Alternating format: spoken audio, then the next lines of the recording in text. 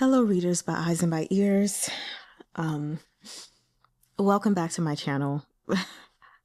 Sorry I don't sound as cheery as usual. I'm still kind of like in the grips of what we just read together.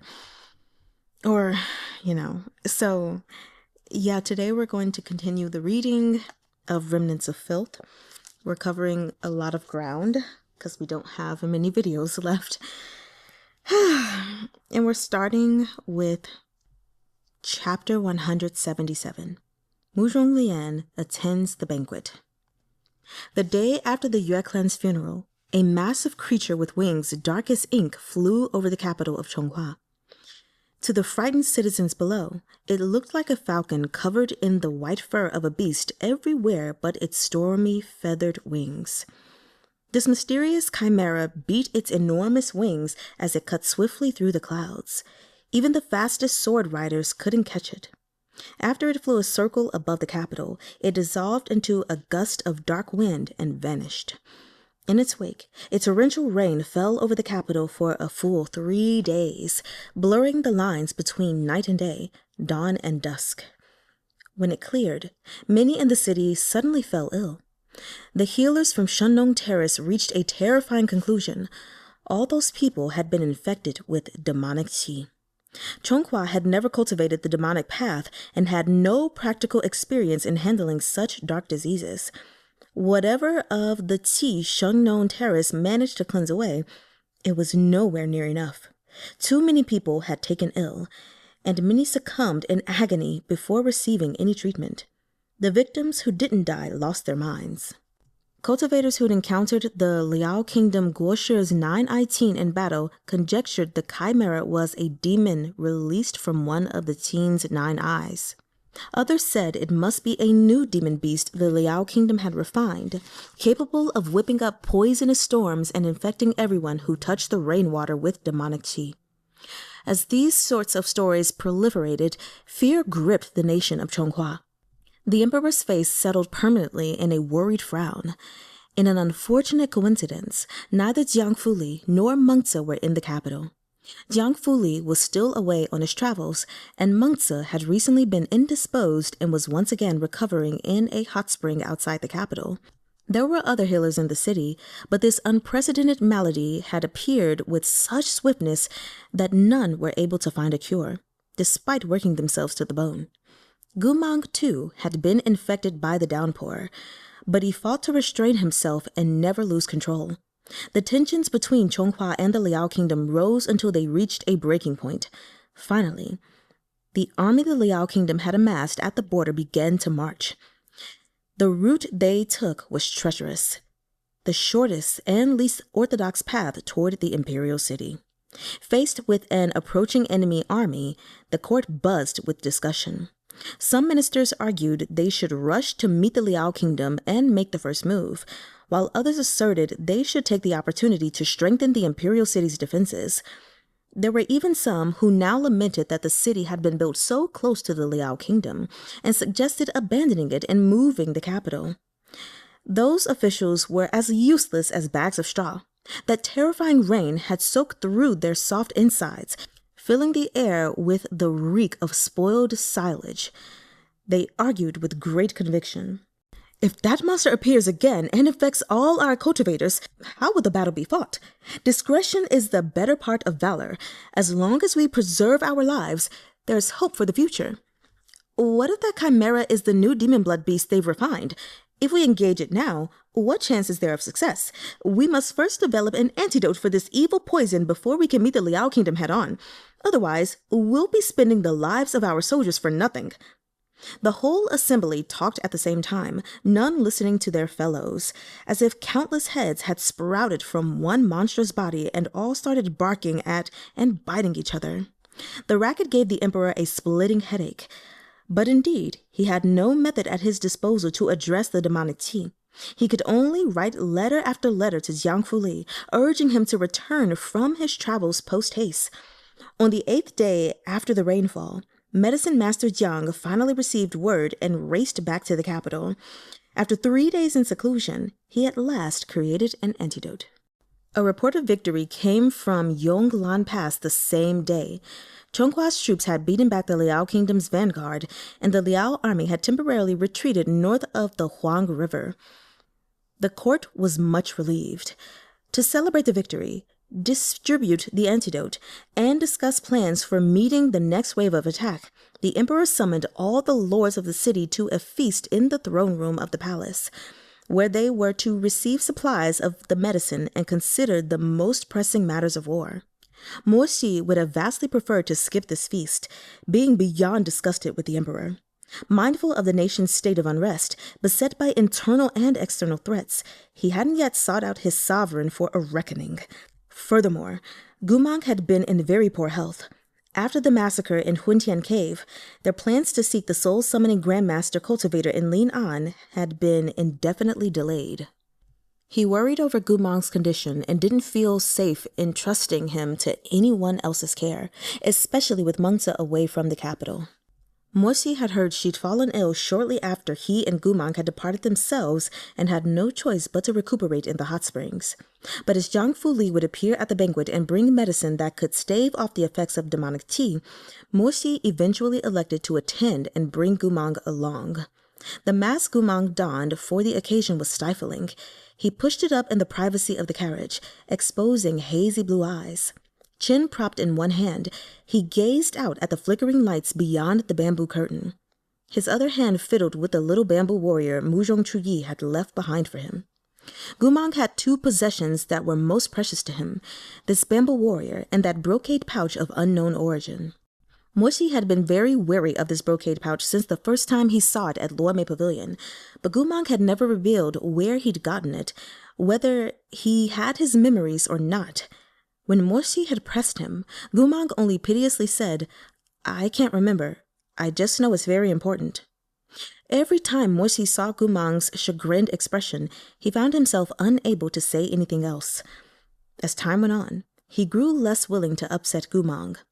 He could only endure his own unease and avoid seeing that brocade pouch so he would stop pointlessly sulking.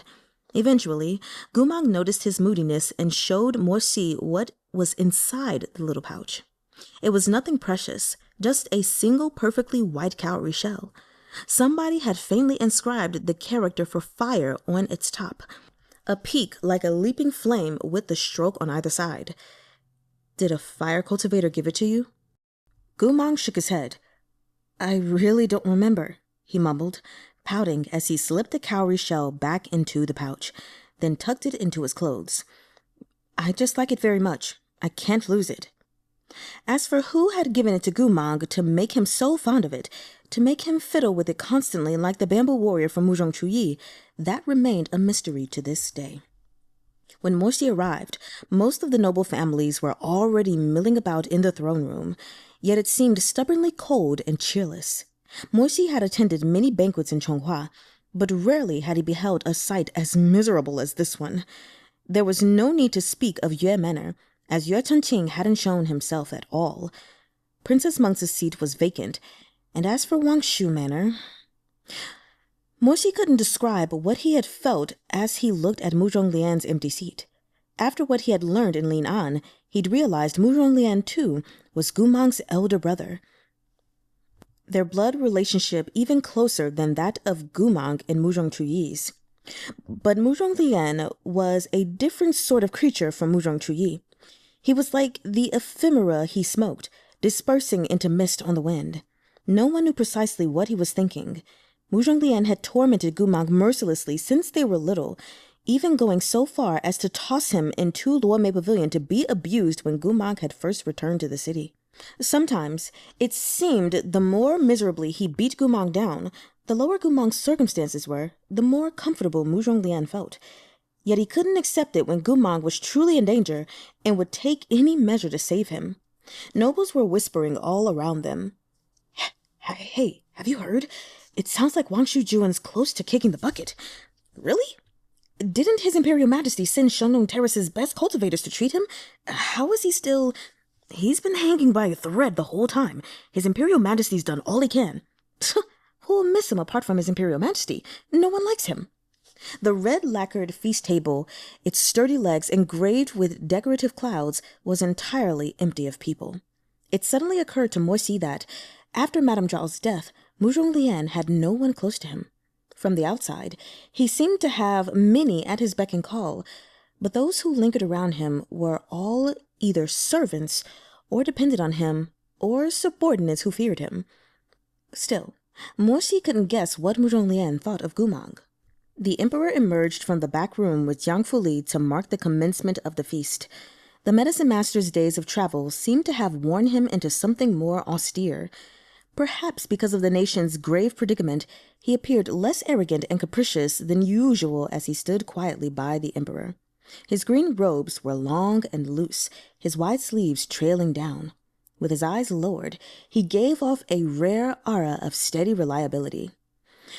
"We summoned all of you tonight, firstly to distribute our hard-won antidote, and secondly, because we expect you to devise some plan for answering the enemy's attack," the emperor announced from his rounded, gilt redwood chair. "As for the recommendations to retreat and avoid battle—" The emperor looked up, his eyes flashing. "If anyone wishes to suggest it tonight, they may save their breath." The faction of old subjects who had been advocating for peace all shot silent, surreptitious looks at one another. Their discreet glances did not escape the emperor's notice. "If you have something to say, let's have it," he sneered. "Your earlier reason for suggesting retreat was that the demonic plague was hard to dispel. We found it reasonable then, but now that Medicine Master Jiang has developed an antidote, you still want to turn, tail, and run?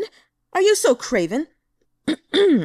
"Your Imperial Majesty," one old noble replied falteringly, "Liao first violated the armistice, then rashly used forbidden techniques attempting to steal back the final wisp of the Demonblood beast's soul.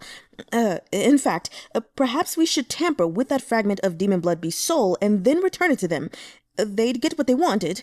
They wouldn't need to threaten war.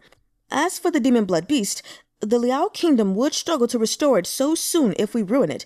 The conflict could be delayed another 8 or 10 years. The emperor chuckled. "What use is 8 or 10 years? Anything could happen in 8 or 10 years. Chonghua could somehow disrupt Liao's plan of reviving the Demonblood beast, or study the spirit beast diagram Preceptor Chun left behind and create our own beast to fight it. In short, this old subject believes Chonghua is currently in a position of weakness and unsuited to this foolhardy venture of war. I beg your Imperial Majesty to reconsider." The emperor laughed loudly. "Wu Shujun, we think those 8 or 10 years you covet are not about giving Chonghua time to prepare, but rather for your elderliness to enjoy your retirement, right? At your age, you'll be gone in a decade. After you pass, why would you care what calamity awaits this nation?" He had jabbed Yu Shujun right in the heart. The old noble paled, but still insisted. "Your Imperial Majesty, as the heavens bear witness, this old subject's every word is loyal." The emperor was still smiling, but his eyes held no hint of mirth. "Take him away, Your Imperial Majesty!" The smile disappeared. The man on the throne looked terribly cold, his entire body emanating an arctic iciness. "We said, take him away." "Yes, Your Imperial Majesty." "Distribute the portion of Medicine Master Jiang's antidote meant for Yu Shujun's manor to the others," the emperor said indifferently. "If anyone else would like to suggest retreat, then indeed, you may shed your armor and go back to the fields. But we won't be giving you any medicine in that case. We will only safeguard the lives of those willing to fight for Chonghua and its citizens. Those like Yu Shujun who are content to hide in a corner and farm the land." His eyes glinted with a sinister chill, his teeth clicking slightly as he spoke. "Prepare to be left to your own devices." The medicine that could ensure one's safety by dispelling demonic qi was quite literally in the emperor's hands. Those blathering nobles all shut their mouths with a snap. The emperor's vulture-like eyes raked over the hall. He let out a laugh. "If you were always like this, falling in line so obediently, there'd be hope yet that Chonghua could conquer the 9 provinces and bring peace to the world." Morsi felt a surge of loathing upon hearing this. The emperor always brought things back to the contentment of the people and the health and safety of the commoners.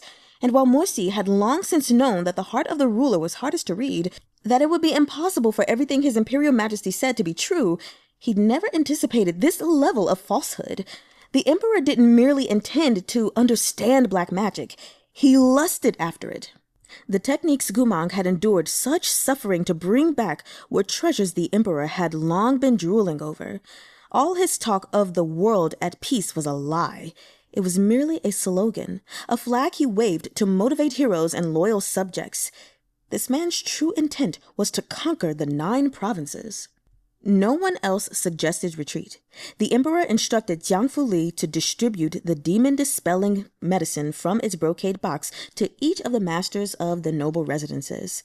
Mang sat next to Morsi as they waited, his blue eyes quietly tracking Jiang Fuli as he walked back and forth. "Why do you keep looking at him?" "What's he giving out?" asked Mang. "Looks like everyone wants it." "It's medicine," replied Morsi. "Isn't medicine bitter?" Mang frowned. "Why are they all eager to eat it? Will we have some too?" Morsi patted him on the head. "I'll get you something sweeter." At Mang's happy nod, Morsi sighed inwardly and turned to glance after Jiang Fuli, distributing medicine at the other side of the hall. He planned to wait until the feast ended to catch Medicine Master Jiang alone. Perhaps he, of all people, could think of some way to address Mang's condition. Jiang Fuli was speaking to Changfengjun. Little Lanar had remained unconscious after Huntian Cave. Jiang Yeshui had taken her core and turned her into a puppet. Her tiny body had endured too much. Changfengjun was weighed down with regret and exhausted from worrying over his daughter's health the past few days. He pulled on Jiang Fuli's sleeve and spoke to him intently, but Jiang Fuli remained indifferent. His replies amounted to a small handful of words. Finally, he yanked his sleeve back and turned away. As Changfengjun pleaded, he'd accidentally dropped the small demon-dispelling pill he'd been given on the ground. Broken-hearted at being so coldly rebuffed, he cared nothing for his own life or death and paid no mind to where the pill had rolled. Jiang Fuli shot Changfengjun a glance but wasted no more breath on him. He collected the dropped medicine with his long fingers and set it back on the bamboo table before turning on his heel to visit the next table. But Morsi, who had watched the entire exchange, vaguely felt that something was off. A chill was crawling up his spine. He stared at Jiang Fuli. He couldn't see anything out of the ordinary, yet he had a feeling that whatever was amiss was right before his eyes, that it was a major, obvious thing. He simply couldn't put his finger on it. There was something about Jiang Fuli, something extremely wrong. What was it? As his brows knit in thought, he heard a chilly voice drifting into the throne room from beyond the doors. "Everyone, put down the medicine in your hands. Don't take it." The astonished crowd of nobles turned in its direction. Outside the door, a man in lavish sapphire robes slowly ascended the steps. His features were vulpine, his complexion pale and sickly. Although he looked horribly frail, he was back on his feet and his mind was clear. "Aya, Wang Shujun?" someone exclaimed in alarm. And so it was. The man who sauntered slowly into the hall was none other than Murong Lian, rumored to be hanging onto life by a thread after a grave injury. Chapter 178. Ooh, forced abdication. Okay. The hall instantly fell still. Only the candles adorned with winding dragons flickered brilliantly, illuminating everyone's faces. Murong Lian emerged slowly from the shadows into the hall, coming to a stop in the middle of that sea of watching eyes. He looked up, his sultry peach blossom eyes gazing coldly at the man on the throne. "Your Imperial Majesty." But the Emperor wasn't looking at Murong Lian. Instead, he shot a dark look at the Grand Elder of Shenong Terrace before turning to meet Murong Lian's eyes. His expression was visibly wary, yet he managed to feign some marginal concern as he said with a smile, "Wang Shujun is ill. We're surprised your illness permits you to appear." "I'm doing much better, thanks to your Imperial Majesty," Murong Lian replied lightly. Then he addressed the crowd. "Put that medicine down. It's not an antidote, it's poison." Startled cries rose from the assembly.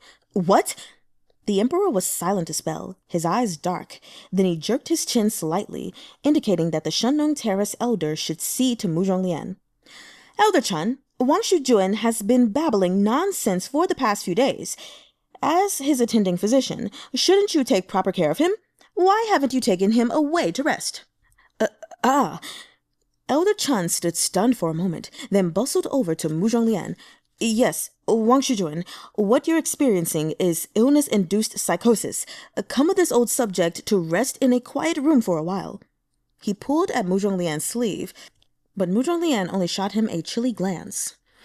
Sweetheart, we both know what you've been putting in my medicine the past few days. I suggest you get lost before I lose my temper for real. I'll teach you the true meaning of pain. Elder Chen was sweating all over. At Murong Lian's castigation, he shrank back like a turtle and looked fearfully at the emperor. The emperor's face had turned faintly green, but he still forced a wan smile.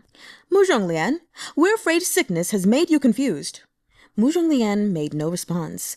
Of all the extended imperial family, Murong Lian most resembled the emperor. But at that moment, as he stood in the middle of the hall, those features that mirrored the emperor's contained no reverence whatsoever. He faced the throne with complete apathy. The emperor shivered. That prophecy from long ago foretelling strife among siblings and disharmony between brothers shot through his mind. But Murong Lian was a distant relative, not a member of the immediate imperial family.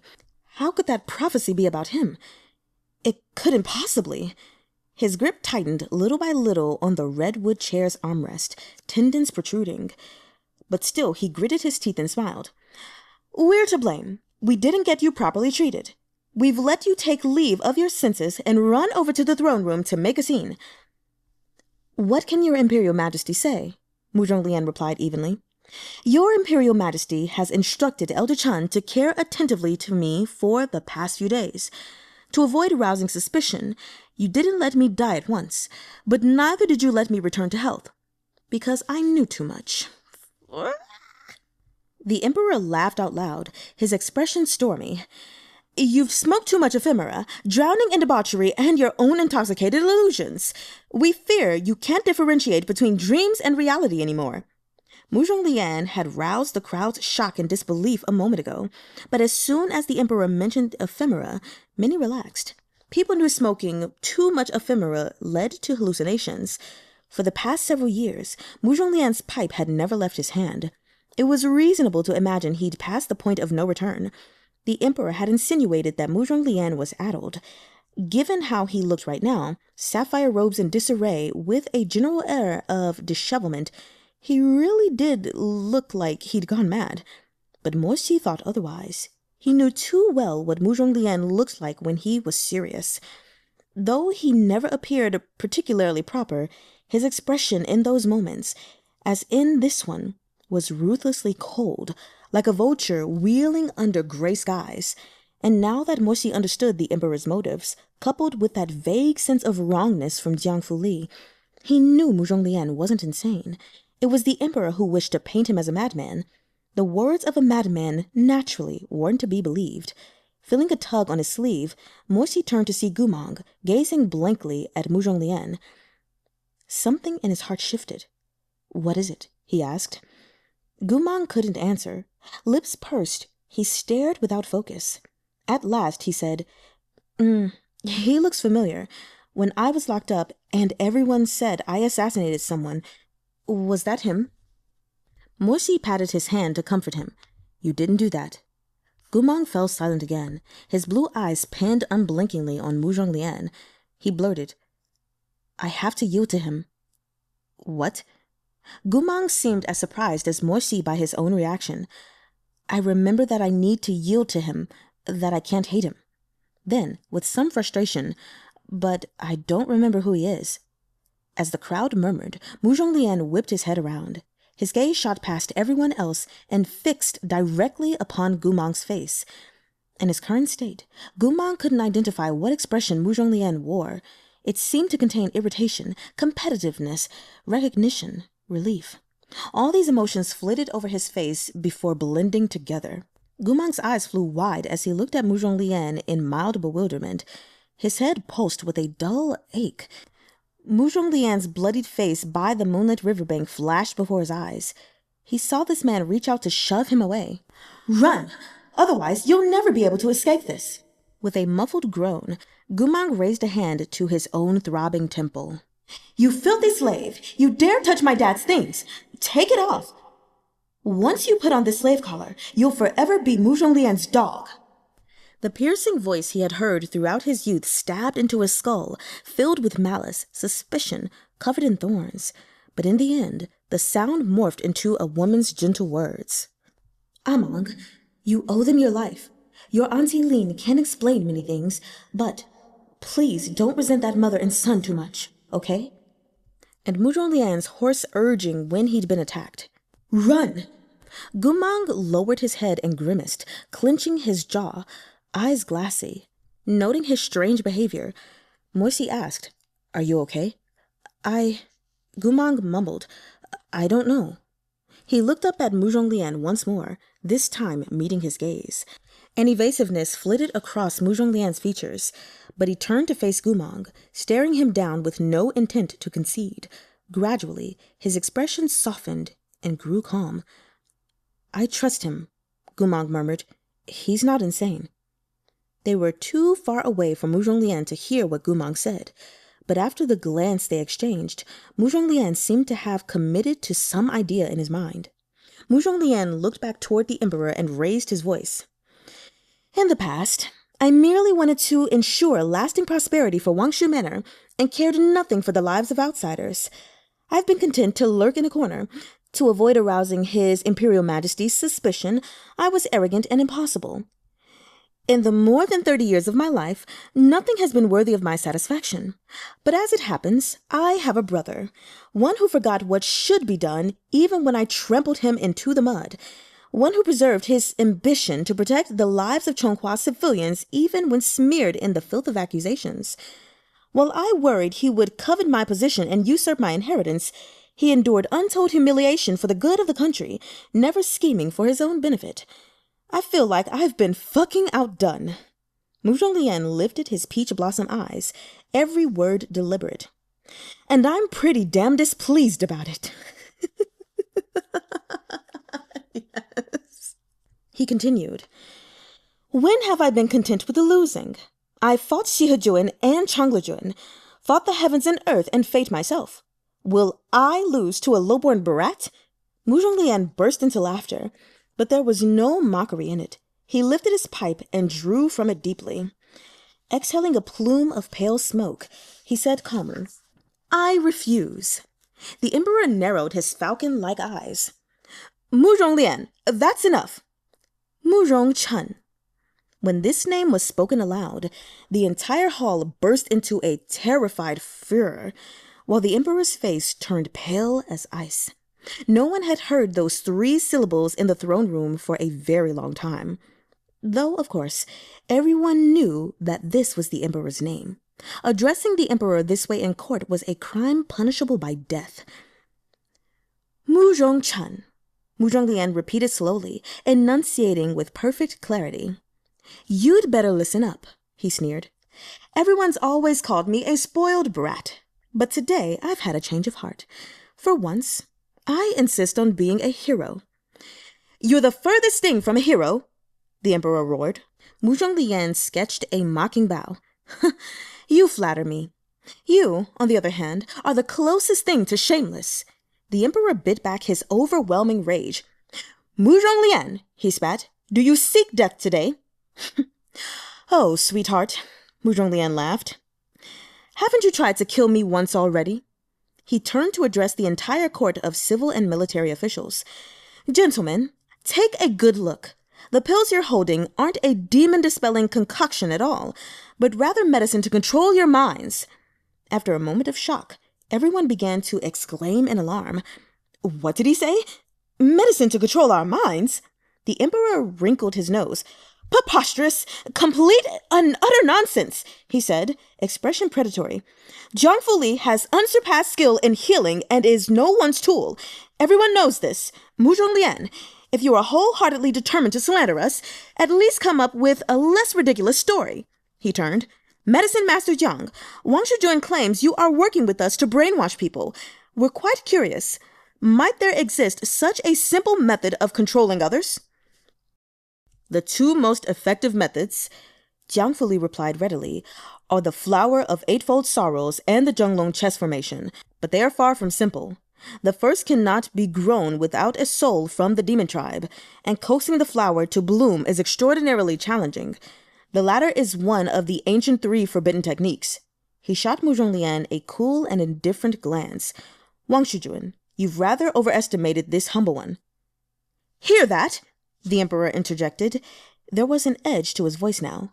Murong Lian, surely you're not going to accuse us of employing one of these 2 heinous methods? Besides, neither the Flower of Eightfold Sorrows nor the Zhenglong Chess Formation involves medicating their victims. Pausing, he ran his gaze over the crowd of officials. But if anyone credits what Murong Lian has said and feels frightened, they are free to return the pills to Medicine Master Jiang and seek their own methods of fending off the demonic qi. Which of those cowardly old nobles would be willing to take such a gamble?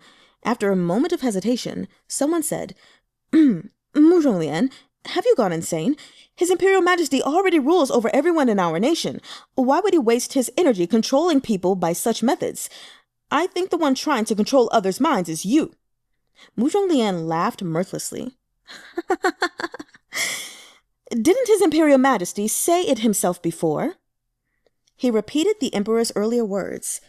If you were all always like this, falling in line so obediently, there'd be hope yet that Chonghua could conquer the 9 provinces and bring peace to the world. One by one, the officials fell silent.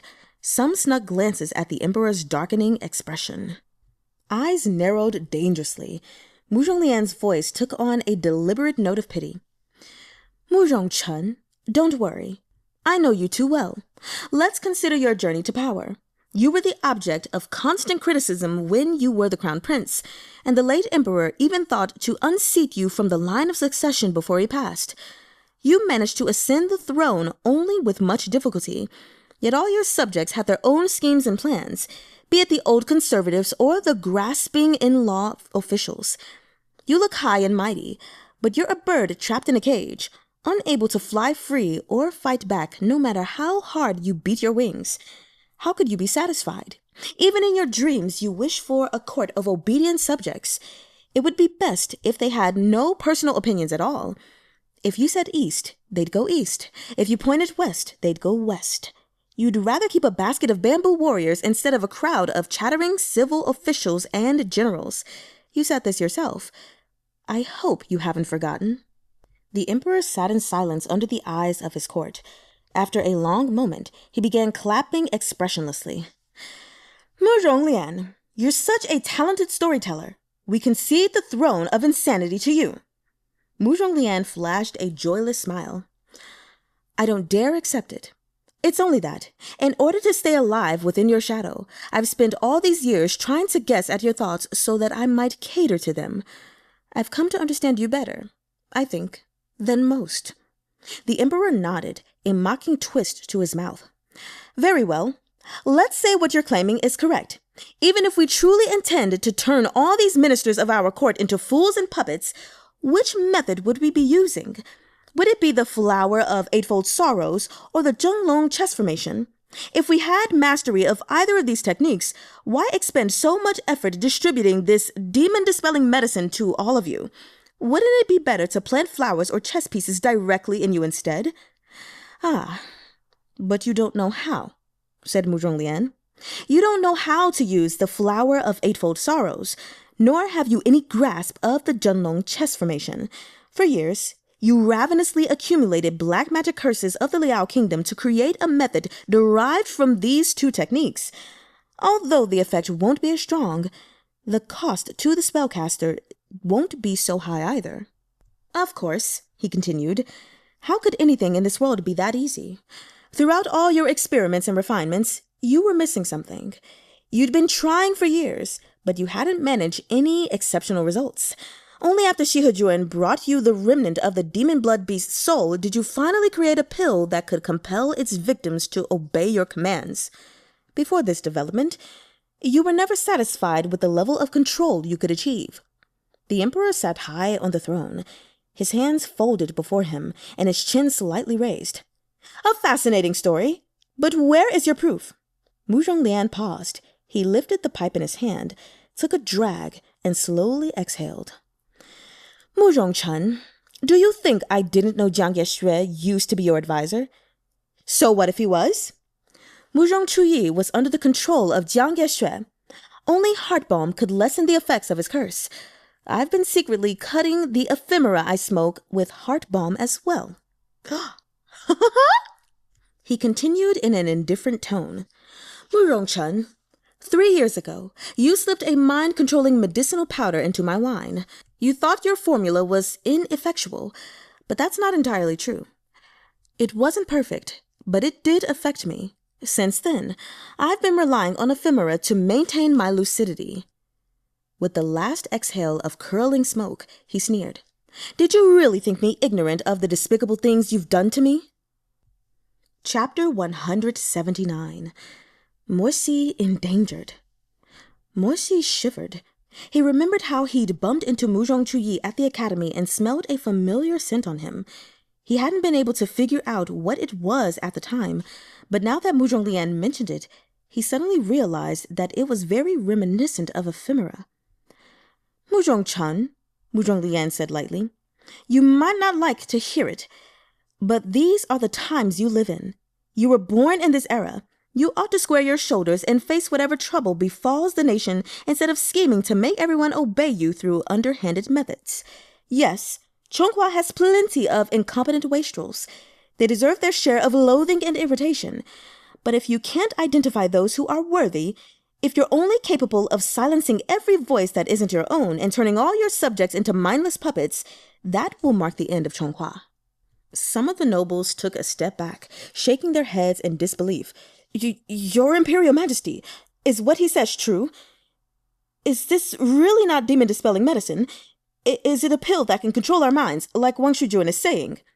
The Emperor was silent, his expression dark and unreadable on his high perch atop the throne. After a moment, he said, Even if you gentlemen don't trust us, you should at least have faith in Medicine Master Jiang. The Medicine Master has resided in Chonghua for many years. You know his character and reputation, and you can guess whether he cares about our position. If everyone believes Medicine Master Jiang is working with us to turn you all into living puppets, then fine. The Emperor extended his hand carelessly. Give the pills back to the Medicine Master. No one will force you to take them. The officials looked around, exchanging glances, no longer certain whom to trust. If what Wang Shujun said was true, the Emperor would seize control of them as soon as they took this medicine. But what if it wasn't true? What if Wang Shujun accused the Emperor out of some ulterior motive? If they put down the medicine now, it was the same as declaring they stood with Murong Lian. If they chose wrongly now, it would be impossible to get the medicine back. As they wrestled with their uncertainty, they heard the Emperor say coldly, We are at war. The Liao Kingdom has made the demonic beast bring rain and covered Chonghua with demonic qi. We toiled day and night to find some way to counteract this, only for Murong Lian to cast aspersions upon our efforts. We have no interest in defending ourselves. Our subjects are free to believe what they'd like. He turned. Jiang Fuli? Take back the pills. They won't be needing them. Yes, Your Imperial Majesty. Upon hearing this, some of the nobles finally panicked. Those who'd never trusted Murong Lian took the risk of stepping out first. They swore and pointed at him. What lunacy is this? Murong Lian, you've always been a degenerate hedonist. You're the one who rotted to the core and took up that filthy ephemera habit. Yet now you're blaming it on His Imperial Majesty? For shame! That's just the kind of snake he is. Let's not act like we aren't aware of the despicable tricks he used at the cultivation competition to defeat Xi Endangered back then. Another looked over at Xi. Isn't that so, Xi Endangered? But Xi didn't respond. Amid the racket, he continued to stare at Jiang Fuli, a frown creasing his brow. Xi Endangered, the crowd murmured. Xi didn't answer. Just as everyone concluded he wasn't choosing sides, He suddenly addressed Jiang Fuli. Medicine Master Jiang, you would know better than anyone whether or not there are large quantities of heart balm in Murong Lian's pipe. Why not examine it for us? Murong Lian turned to glare at him. Morsi, what do you mean by this? This Jiang guy is clearly Murong Chun's lackey. You want him to examine me? But Morsi insisted. Medicine Master Jiang's operated a healing hall in Chonghua for many years. I don't think it's necessarily as you say. Morsi, you insolent! Even Gumang tried to hold him back. Morsi, this isn't right, he said softly. Morsi gently freed himself from Gumang's grip and crossed the hall to Murong Lian, taking his pipe. Beneath its owner's furious gaze, he handed the pipe to Jiang Fuli. Medicine Master Jiang, if you please. After a moment of silence, Jiang Fuli took the pipe and picked out some loose ephemera from the attached pouch, placing it in his palm for careful scrutiny. It was dim in the hall, and the lamps flickered fitfully in the wind. Everyone watched with rapt attention as Jiang Fuli inspected the leaves Murong Lian was smoking. Yet it was this that allowed Morsi to finally confirm his suspicions. In the moment Jiang Fuli raised his head, intending to speak, Morsi summoned the holy weapon Shuairen, transforming the snake whip into a sword with its blade pressed to Jiang Fuli's throat. The crowds of officials gasped at this unexpected turn of events. Shizun, this is... Jiang Fuli narrowed his almond eyes. Shizun, what do you mean by this? Medicine Master Jiang, aren't you night blind in your left eye? Asked Morsi icily. The crowd stared in surprise. Indeed, wasn't Jiang Fuli blind in one eye after nightfall? Medicine Master Jiang, Morsi continued darkly, in the past, you needed a Liuli eyepiece to see when the sun went down. Are you about to tell me you suddenly recovered from the night blindness that plagued you for years? Or will you admit that? He paused, his voice going so cold it seemed to splinter into shards of ice. You're not Jiang Fuli at all. The officials reeled back in terror, but it was just as Morsi said. Jiang Fuli was night blind, and his condition was very peculiar. He couldn't see with his left eye as soon as night fell. No matter how bright the lamps were burning, he had to put on a Liuli eyepiece to go on as usual. Jiang Fuli's expression shifted slightly. This humble one has traveled far and wide across the land. What's so strange about having cured my own illness? Did I need to personally notify Shizun when I did so? But no one's suspicion was allayed by this explanation. Jiang Fuli had lived in Chonghua so many years, and his night blindness had never been cured. What were the chances he had coincidentally cured himself at the most improbable moment? Oh, Morsi answered. Then I must congratulate Medicine Master Jiang. Jiang Fuli swept his sleeves back, snorting. There's one more thing I'd like to ask Medicine Master Jiang. Previously, you examined Gumang and mentioned that you had a patient before with a similar mark on their shoulder. I'm not sure if Medicine Master Jiang remembers what that mark looked like. The hall was silent. Only the sound of the dripping water clock echoed in his ears. Morsi waited a long time. When Jiang Fuli didn't respond, he remarked coolly, How forgetful you are.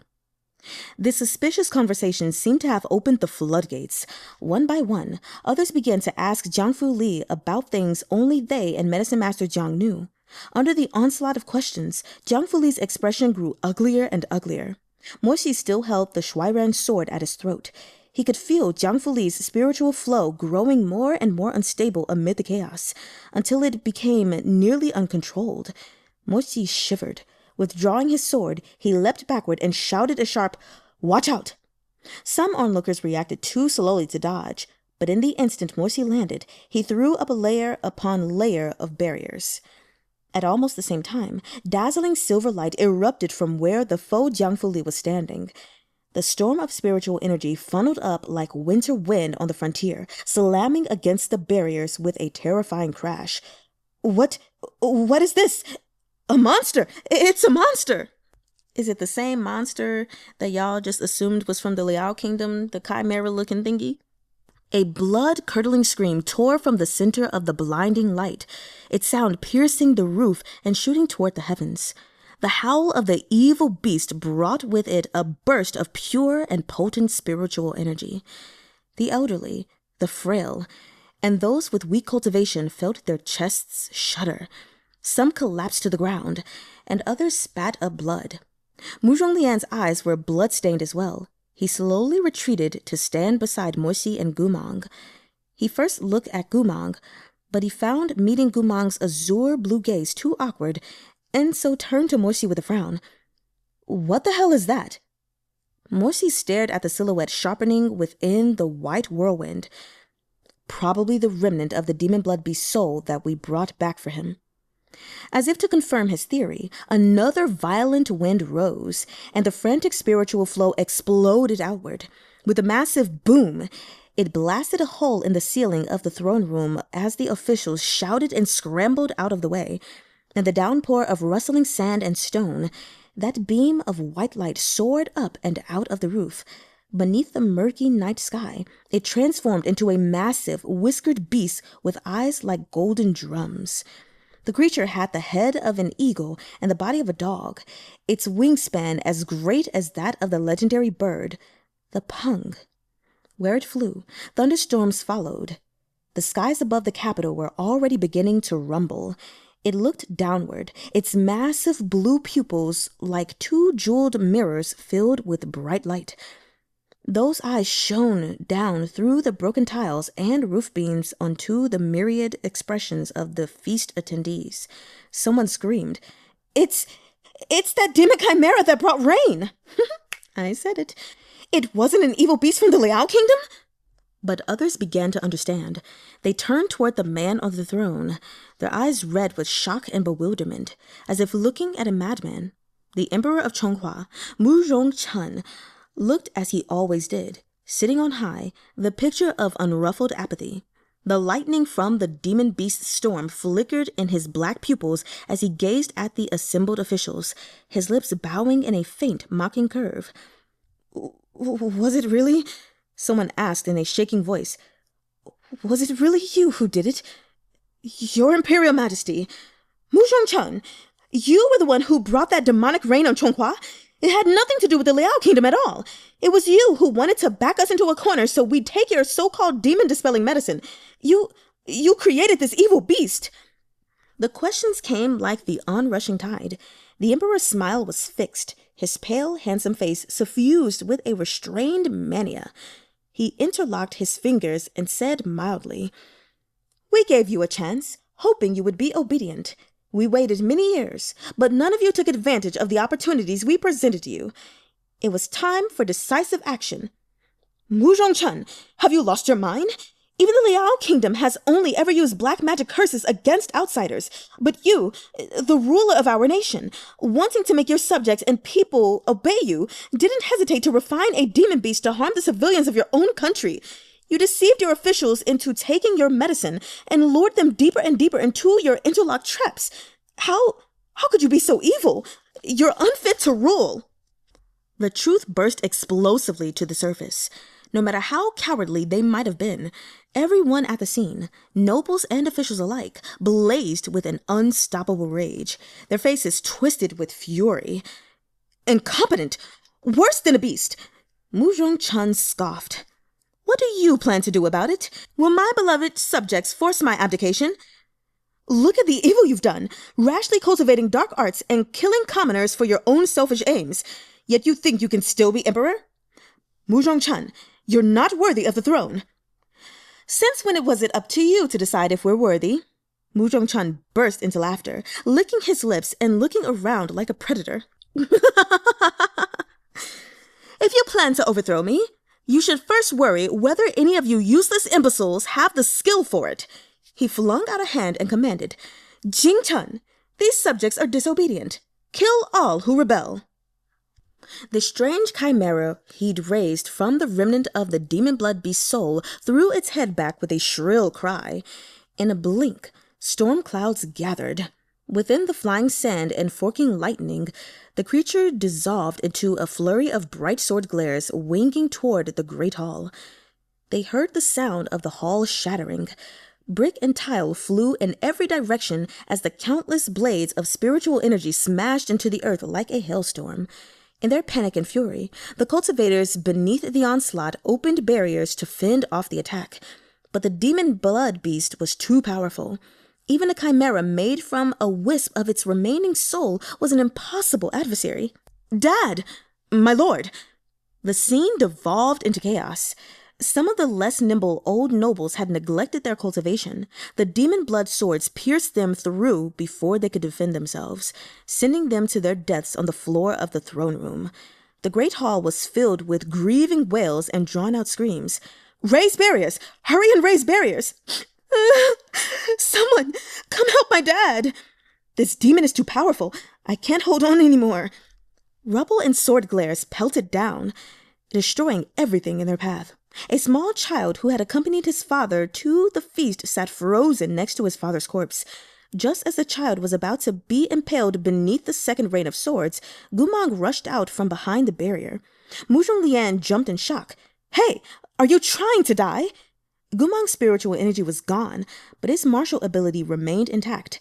He grabbed the child and bounded backward, ducking into Moxi's barrier formation an instant before the demon beast Jingchan's second wave of strikes landed.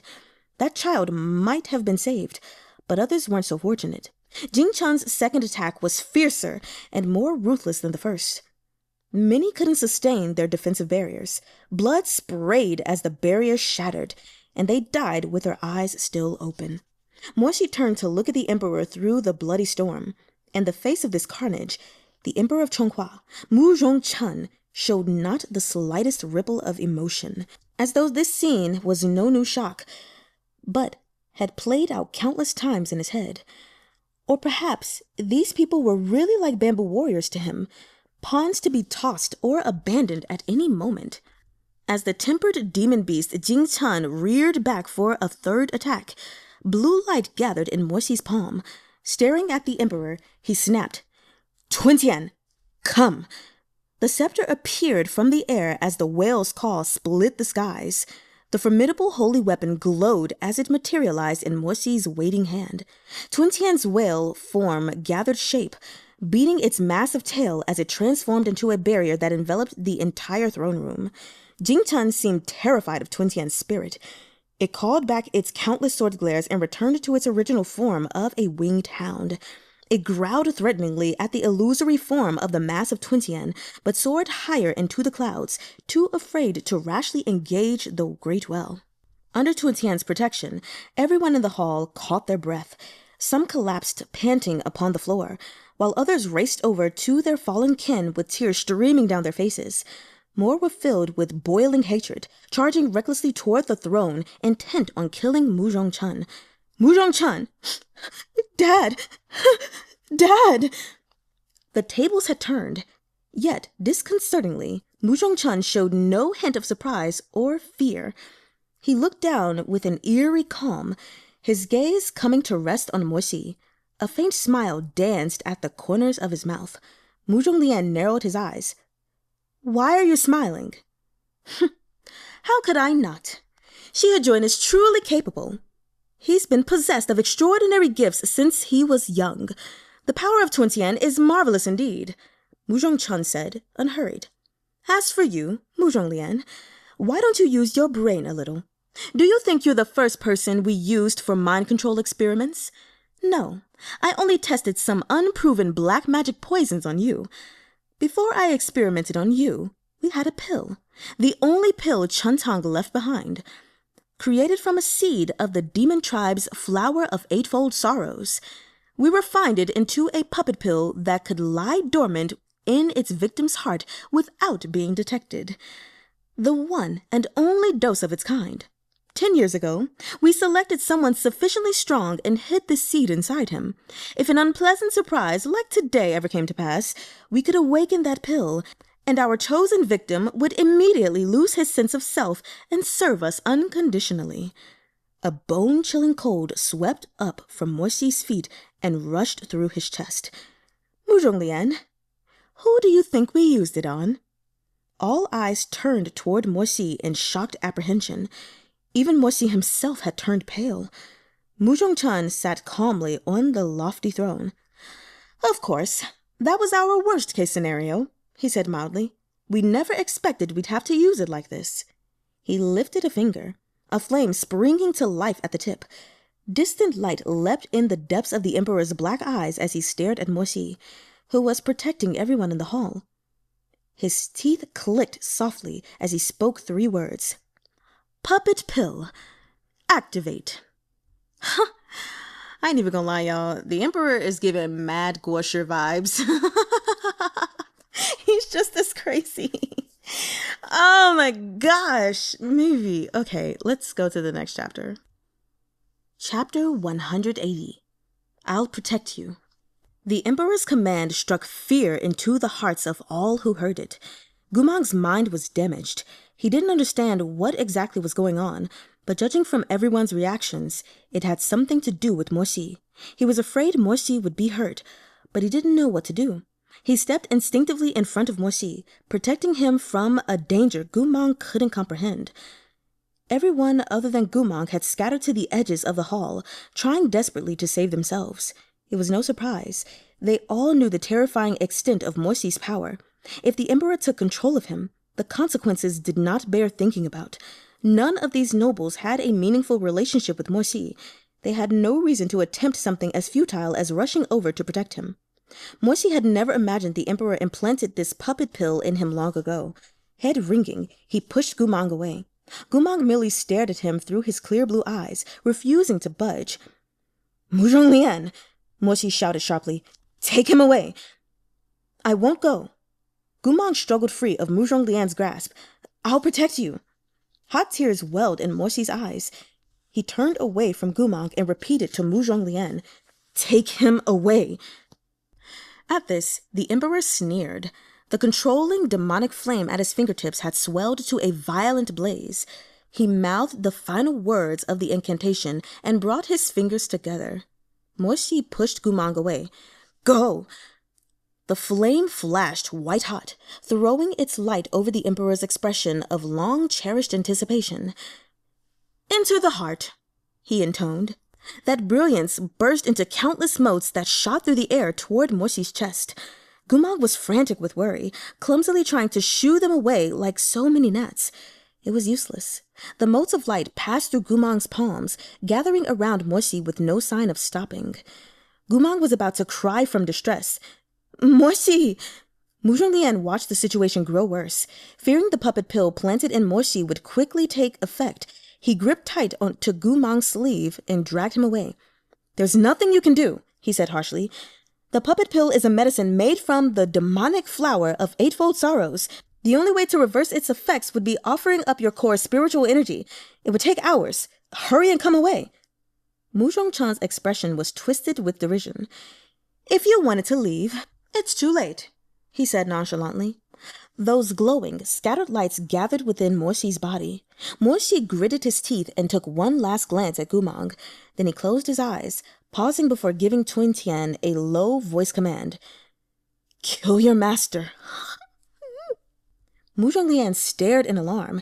He looked up at Mo-Xi as he realized Mo-Xi was ordering Tun Tian to eliminate its wielder as soon as he lost his mind. Fireball! Mo-Xi glanced up at him. Take Gumang away. At the same time, Muzhong Chun tapped his fingertip in midair and said, Obey. The white light blazed whiter still. Tun Tian swam through the night sky, flipping its tail in agitation, as if ready to swoop down at any moment. The roiling spiritual energy flow forced the observer's eyes closed as the light grew brighter and brighter, stronger and stronger. Gumang looked at Mo-Xi surrounded by these beams of light, at the expression on Mo-Xi's pale face. Mo-Xi! He cried without thinking. Don't go over there, Muzhong Lian cried, dragging him back. Yet as Gumang struggled, that ball of white light suddenly flickered erratically. With a boom, it scattered into motes of brightness once more, drifting through the air. Muzhong Chan's eyes flew wide. The rest of the hall was similarly stunned. What happened? The white lights that had been moments away from engulfing Mo-Xi's mind fluttered down like fireflies, winking out one by one until they all fell dark. The throne room was silent again. Under the flickering light, Morsi looked up in confusion, bringing a hand to his chest. He hadn't lost his mind and become Murong Lian's puppet as he thought he would. Was it because the pill Murong Chun had refined so long ago had lost its effect? Or... Murong Chun jumped to his feet, flipping the table and sending the surviving cups thrashing to pieces. His expression had changed. He was no longer calm. His eyes showed shock, fury, and disbelief. He gnashed his teeth, speaking as though his voice was crushed between them, the words coming out as dust. "How can this be? Back then, we saw you take it with our own eyes. It's impossible. Impossible." As he thundered on the dais, he heard a soft sigh. That gentle sound hadn't come from anyone in the hall. As everyone cast about for its source, they discovered that, at some point, a figure had appeared at the threshold of the splintered vermilion doors. She wore a thin black cloak trimmed in gold draped over her shoulders. Ooh! Her ink-dark hair coiled into a low bun. She was bare of adornment, save for the golden clasp in her hair. Murong Chun narrowed his eyes in disbelief. "You?" The newcomer was none other than she of the 3 gentlemen of Chonghua, whom the people called Virtue, the nation's princess, Murong Mangzi. As he grasped the truth, Murong Chun seethed with rage. He was so incensed his entire body was trembling. His face a rictus of fury, the whites of his eyes spiderwebbed with red. You dare to betray us!" he roared. Mangzi's expression was placid, touched with a coolness that might have been pity or sorrow. She shook her head. "Imperial brother, it's you who have overstepped." She strode into the hall, frowning up at Murong Chun. "I urged you to stop this long ago. It was you who refused to listen. Instead, you stooped to this base ruthlessness. Murong Chun, Chonghua doesn't belong to you alone. Why haven't you realized this yet?" She came to a stop at Murong Lian's side, a clear signal that she had chosen to stand with Murong Lian in this battle, and not with her elder brother Murong Chun. Murong Chun stared fixedly at the two of them. That prophecy of strife among brothers the fortune-teller once spoke of rumbled and echoed in his ears. Murong Lian. For years, he'd pretended to be an ostentatious and spoiled brat. Later, he feigned dissipation and depravity. Murong Chun had truly underestimated this distant brother of his. Murong Lian glanced at Mangzi. "Didn't you go to the hot springs? I didn't think you'd make it back in time." Mangzi smiled faintly, but said no more. Murong Lian's casual tone as he addressed her made Murong Chun's hair stand on end, his fury rising. Something clicked into place, and he narrowed his eyes in threat. "Murong Mangzi, how long have you been helping him?" Murong Lian's lazy reply came before Mangzi could answer. "Not that long. She wasn't inclined to listen to me at first. If nothing else, you're Chonghua's emperor, and she's an obedient and sensible child. At first, she heeded your orders and kept a watchful eye on me. But you must have gotten anxious when she told you I planned to speak to Gumang, and you sent assassins after me by the river in Datsa. Murong Chun, it was this move that lost you the whole game. Do you realize Mangzi would like to see me dead? She'd only feel guilty for making the report. After the cultivators on patrol rescued me, you instructed the elder of Shenlong Terrace to use medicine to keep me on the verge of death, refusing to treat me properly. Mangzi prepared antidotes for me in secret and saved my life." Murong Lian smiled lightly. "Otherwise, I would have long since died under such treatment, just as you wished. I wouldn't be standing here to tell you this today." Very well. Murong Chun raged, his gaze flitting between the two of them. At length, he said through his teeth, "Murong Mangzi, we have misplaced our trust in you. We favored you for nothing. In the end, you went and helped him instead." "I don't think of it as helping him or you," Murong Mangzi said. "I only do what's worthy of me, and worthy of Chonghua." Murong Chun looked up and burst into laughter. "Worthy of you? Worthy of Chonghua?" His expression turned as vicious as a vulture's. "Murong Mangzi, you choose to aid a distant relative over your own elder brother by blood. Is this worthy of you? You accept the Emperor's favor and regard, yet you work with an outsider to force him to abdicate. Is this worthy of Chonghua? He snapped his sleeves, and those black and gold robes billowed around him. What a colossal joke! Chunge, Mengzi replied, if you hadn't been so ruthless, I would not have gone so far. Ever since you took the throne, you've been obsessed with the notion of eliminating dissidents and exterminating every coward and villain in your court. Such a thing is impossible. Every living creature, even beasts, possess selfish motives and desires of their own, myriad ideas of their own. But they are wrong, Murong Chun raged.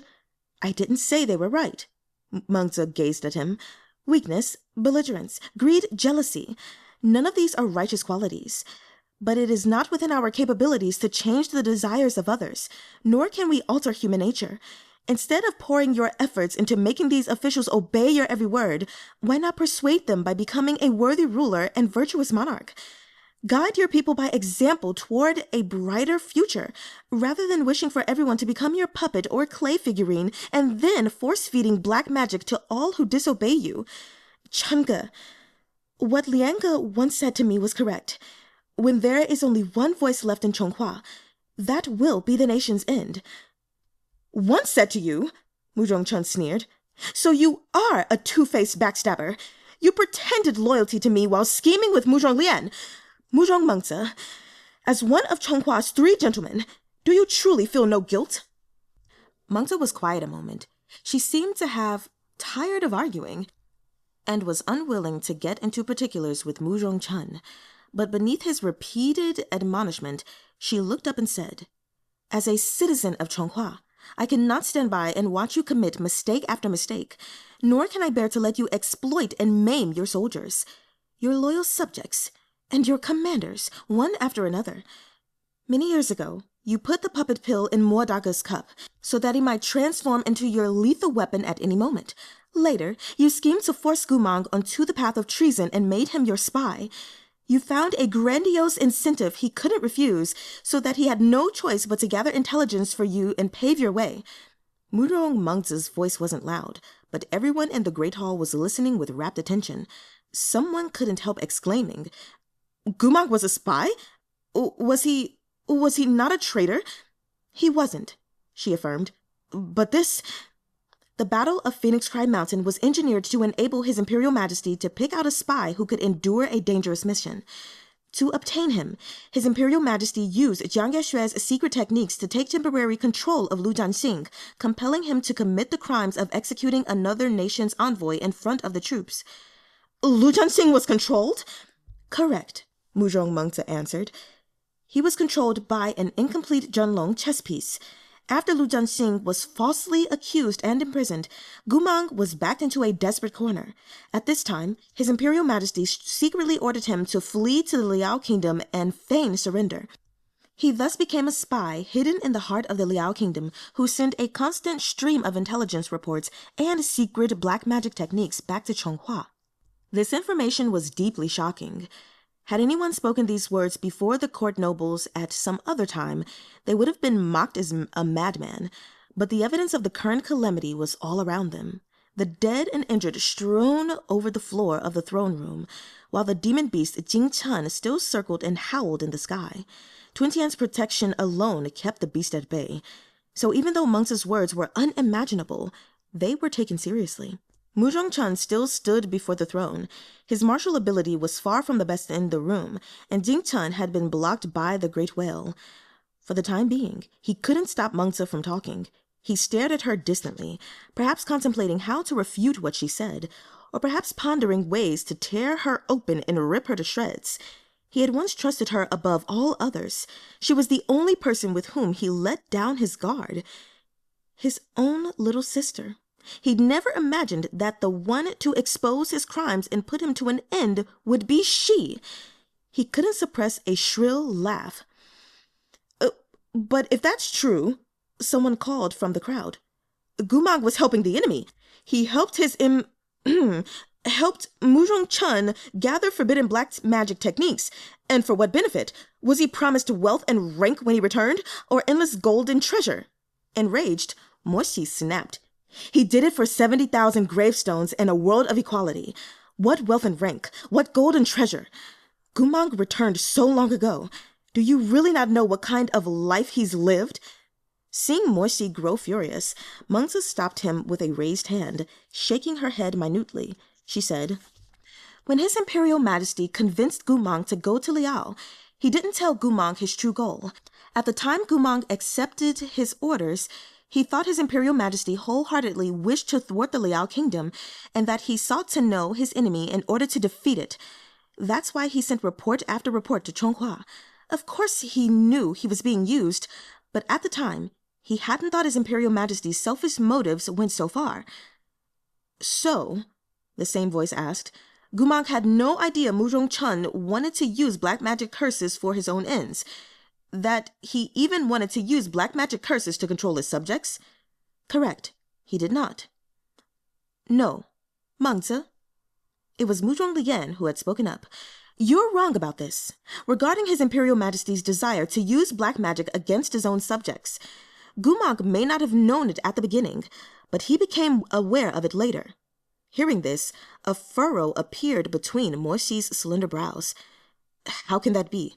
If he knew, he would have exposed it to Chonghua." But Murong Lian shook his head. He had no way of sending word to Chonghua. Reporting it would have been pointless. He would have thrown away His Imperial Majesty's trust for nothing, but he did indeed discover it early on. After a pause, he said under everyone's shocked gazes, "Fireball, Gumang discovered our Emperor's true ambition long ago, before the Battle of Dongting Lake, before he stabbed you. The Empire's Beast of the Altar isn't some idiot who let himself be continually exploited." Chapter 181, Gumang's Arrangements. "He knew of this at the Battle of Dongting Lake?" Mengzi exclaimed. "Yes. Then he purposely stabbed Mo Dage and didn't stop me from taking him away, so I would discover Mo Dage's spiritual core had been implanted with the puppet pill." Murong Lian nodded. "Very likely. Precisely because I had to heal the injury to Mo Dage's core, I discovered the puppet pill and did everything in my power to cut it out," Mengzi murmured. "But I never reported it to His Imperial Majesty. I found it suspicious at the time, and only after investigation did I discover it was His Imperial Majesty's own secret scheme." She turned to Gumang, completely oblivious as to the events of his own past, and her face paled. You did it on purpose." Gumang looked back at her in confusion. "What? Did what on purpose?" "Impossible." Morsi shook his head. "I read the letters Gumang wrote to His Imperial Majesty. He sent intelligence reports throughout all 5 years. If he'd known about this, why would he willingly continue offering black magic incantations to His Imperial Majesty?" "But Fireball, did you not feel that Gumang's earlier letters contained large amounts of critical information pertaining to the use of black magic spells from the Liao Kingdom, while later ones only included reports regarding the war or political situation and rarely discussed black magic techniques?" Morsi thought back on the letters he'd read and realized it was indeed as Murong Lian described. "Gumang knew if he were exposed, Murong Chun would silence him without the slightest hesitation," said Murong Lian. "Or perhaps he'd forsake this first pawn and find another to gather secret techniques from the Liao Kingdom. Even once he'd seen through Murong Chun's aims, he never showed it, and sent letters to His Imperial Majesty as usual. But he became cautious. His letters rarely detailed any black magic techniques. If they were mentioned, he only wrote down a few points that seemed specific but had no practical value." "How do you know all this?" asked Morsi. Murong Lian filled his pipe with more ephemera, lit it, and took a drag. Haloed by a cloud of pale gray smoke, he said gravely, "Because Gumang told me." Morsi's expression changed. "When?" "The day before he was sent back to the city as a gift for peace talks." As everyone stared in shock, Murong Lian went on. "Don't be so surprised. His Imperial Majesty put me in charge of Gumang's punishment. The day before he returned to the capital, I met with him in secret." "On his way back from the Liao Kingdom?" "On his way back, right on the banks of Fushui River." Faced with Morsi's silence, Murong Lian continued. Everyone believes the Liao kingdom excised Gumang's memories and shattered his spiritual core, then removed two of his souls, leaving him in this bizarre state. A pause. But that's not true. The Liao kingdom did ruin Gumang's mind to prevent him from exposing their secrets, but they didn't touch any memories that weren't relevant to Liao. So, firstly, the Liao kingdom wasn't responsible for destroying all of Gumang's memories. The gathered officials clamored fearfully at Murong Lian. What? It wasn't the Liao kingdom? Correct. Secondly, everyone says Gumang's two souls were taken by the Liao kingdom, but this is false as well. No one removed Gumang's souls. He gave them up himself for a different reason. He sacrificed them willingly. It had nothing to do with the Liao kingdom. This was Murong Lian's most astonishing statement yet, setting off a massive wave of surprise that dwarfed the earlier ripples. Morsi took a step back, his already pale lips devoid of color. How could that be? Why did he? As for why he did this, His Imperial Majesty will know best. Murong Lian shot a glance at Murong Chun. Let's not speak of that yet. We still have the last item to discuss. That is, thirdly, Gumang lost his memories on the bank of the Fushui. The man responsible was none other than our ruler of Chonghua. Murong Chun's gaze was as sharp as a raptor's. Murong Lian, is there no end to your lies? I figured you would say that, Murong Lian replied mildly. You previously wanted to assassinate me over this very knowledge. There's no getting around it. Unfortunately, the person you sent to administer Gumang's memory erasing powder, he raised his peach blossom eyes, was me. Murong Chun glared at him in silence. I've always seen Gumang as a thorn in my side, said Murong Lian. When I learned of his treason, I felt wholly disgraced. He had brought shame to Wangshu Manor, and I wished him dead. His Imperial Majesty noticed my mood and summoned me in secret to the palace. That's when he revealed to me that Gumang wasn't actually a traitor, but a spy. If you knew he was a spy, why did you continue to hate him so? Mengzi asked softly. As if it was so simple, Murong Lian scoffed. His Imperial Majesty told me Gumang had gone to Liao as a spy, but had demanded, halfway through his mission, that His Imperial Majesty make him the master of Wangshu Manor should he successfully return. Gumang would never ask for such a thing, said Morsi. How was I supposed to know that? Murong Lian rolled his eyes.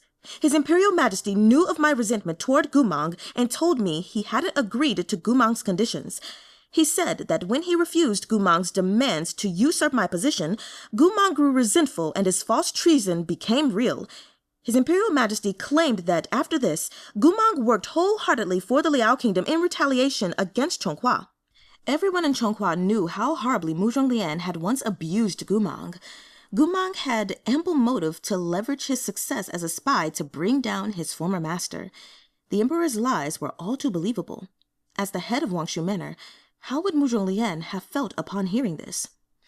Of course I was furious, said Murong Lian, but I also found it strange. If Gumang had truly turned traitor, why would the Liao Kingdom send him back as a gift for negotiations of peace? Morsi shot a glance at the Emperor. What did he say? He asked Murong Lian. His story was watertight. He said he couldn't tolerate Gumang's treachery and wrote a secret missive to the King of Liao, revealing that Gumang was a spy when he defected to the Liao Kingdom, and that he'd shared Liao's secrets with Chonghua. The Liao Kingdom therefore decided he was two-faced and deceitful. They could no longer trust him, so they sent him back.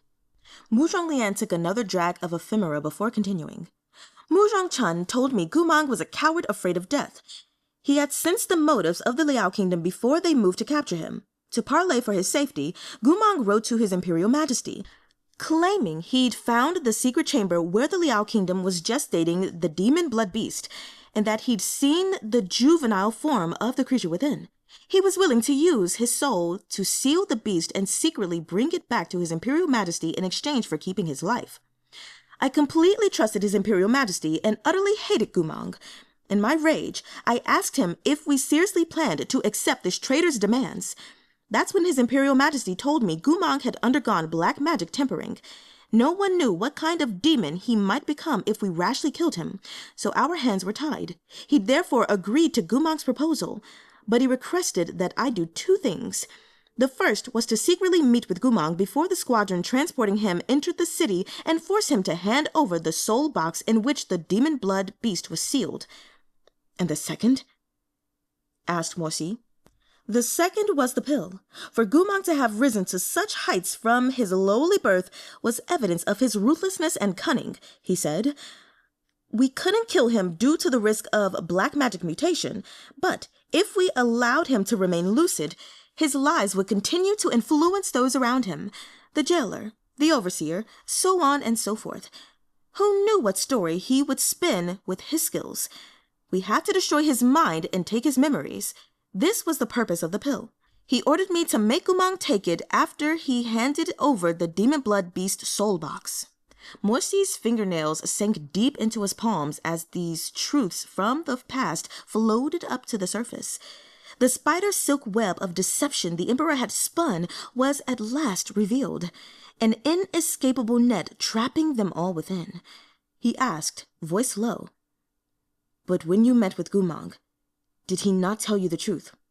"He did say some things, such as imploring me not to trust his Imperial Majesty overmuch. But whom do you think I believed? Besides, by the time I saw Mang, the guards transporting him seemed to have already tortured him. He was barely coherent, and there was a wound on his chest still seeping blood. He passed out before he could say much." Murong Lian paused. "But one thing did rouse my suspicions.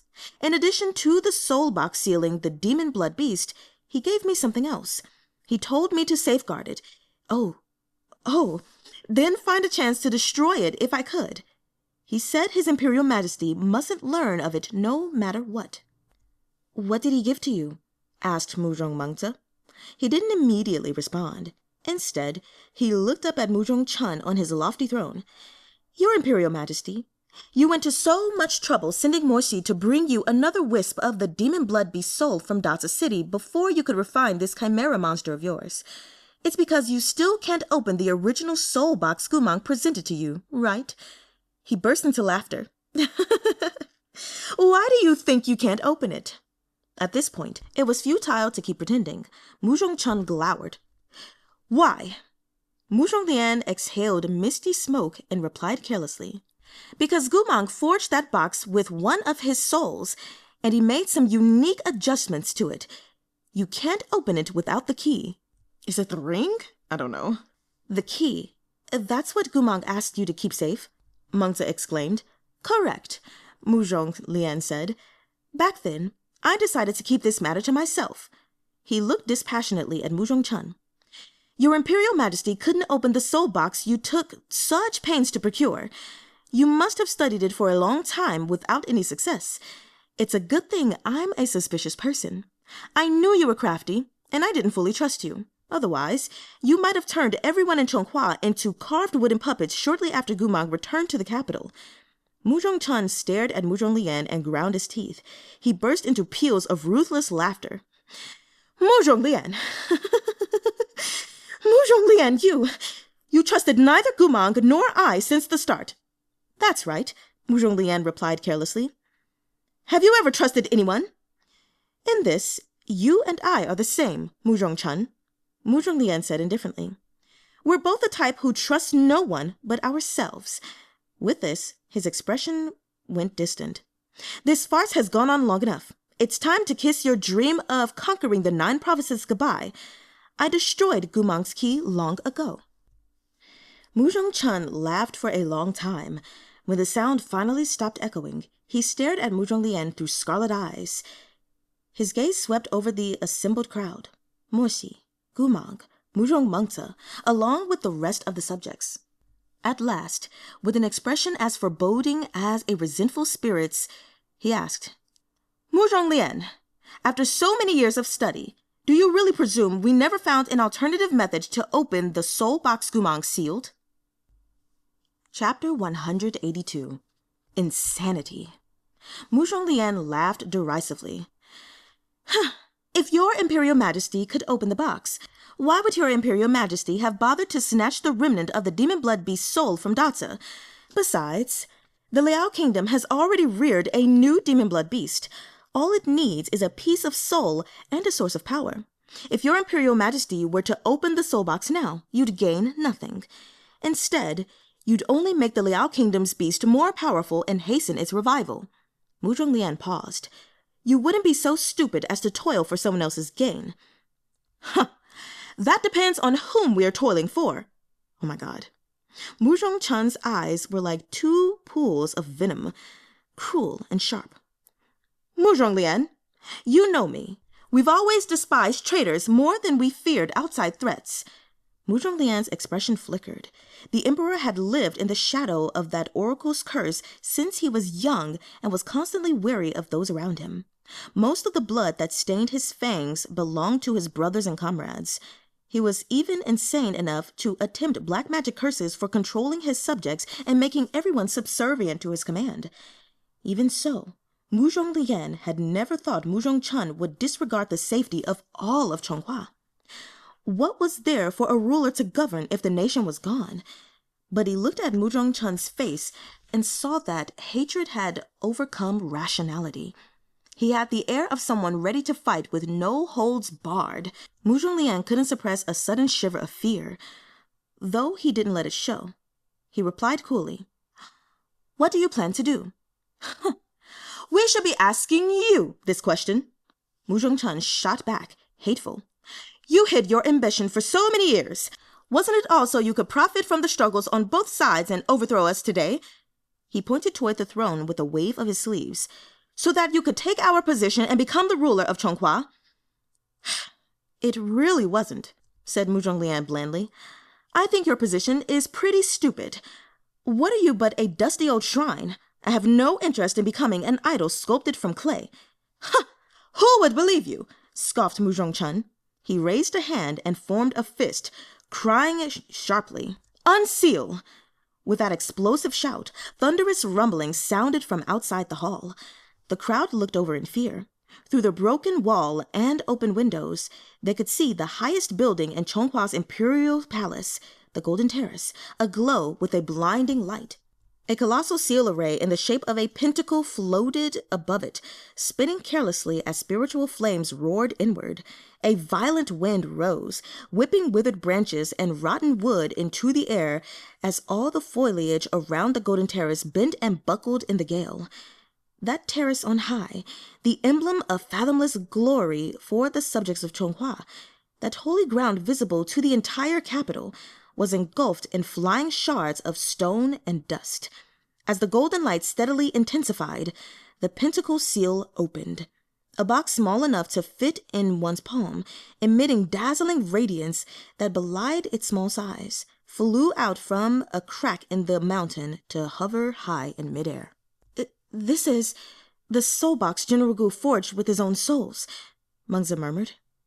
She heard a muffled groan behind her, followed by the thump of someone falling to their knees. Turning, she saw Gumang had crumpled to the floor and was coughing up a mouthful of blood. Morsi was at his side immediately, anxious. "Are you all right?" Gumang seemed to want to speak, but the second he looked toward the distant soul box, he choked out another mouthful of dark blood and passed out in Morsi's arms. "Gumang!"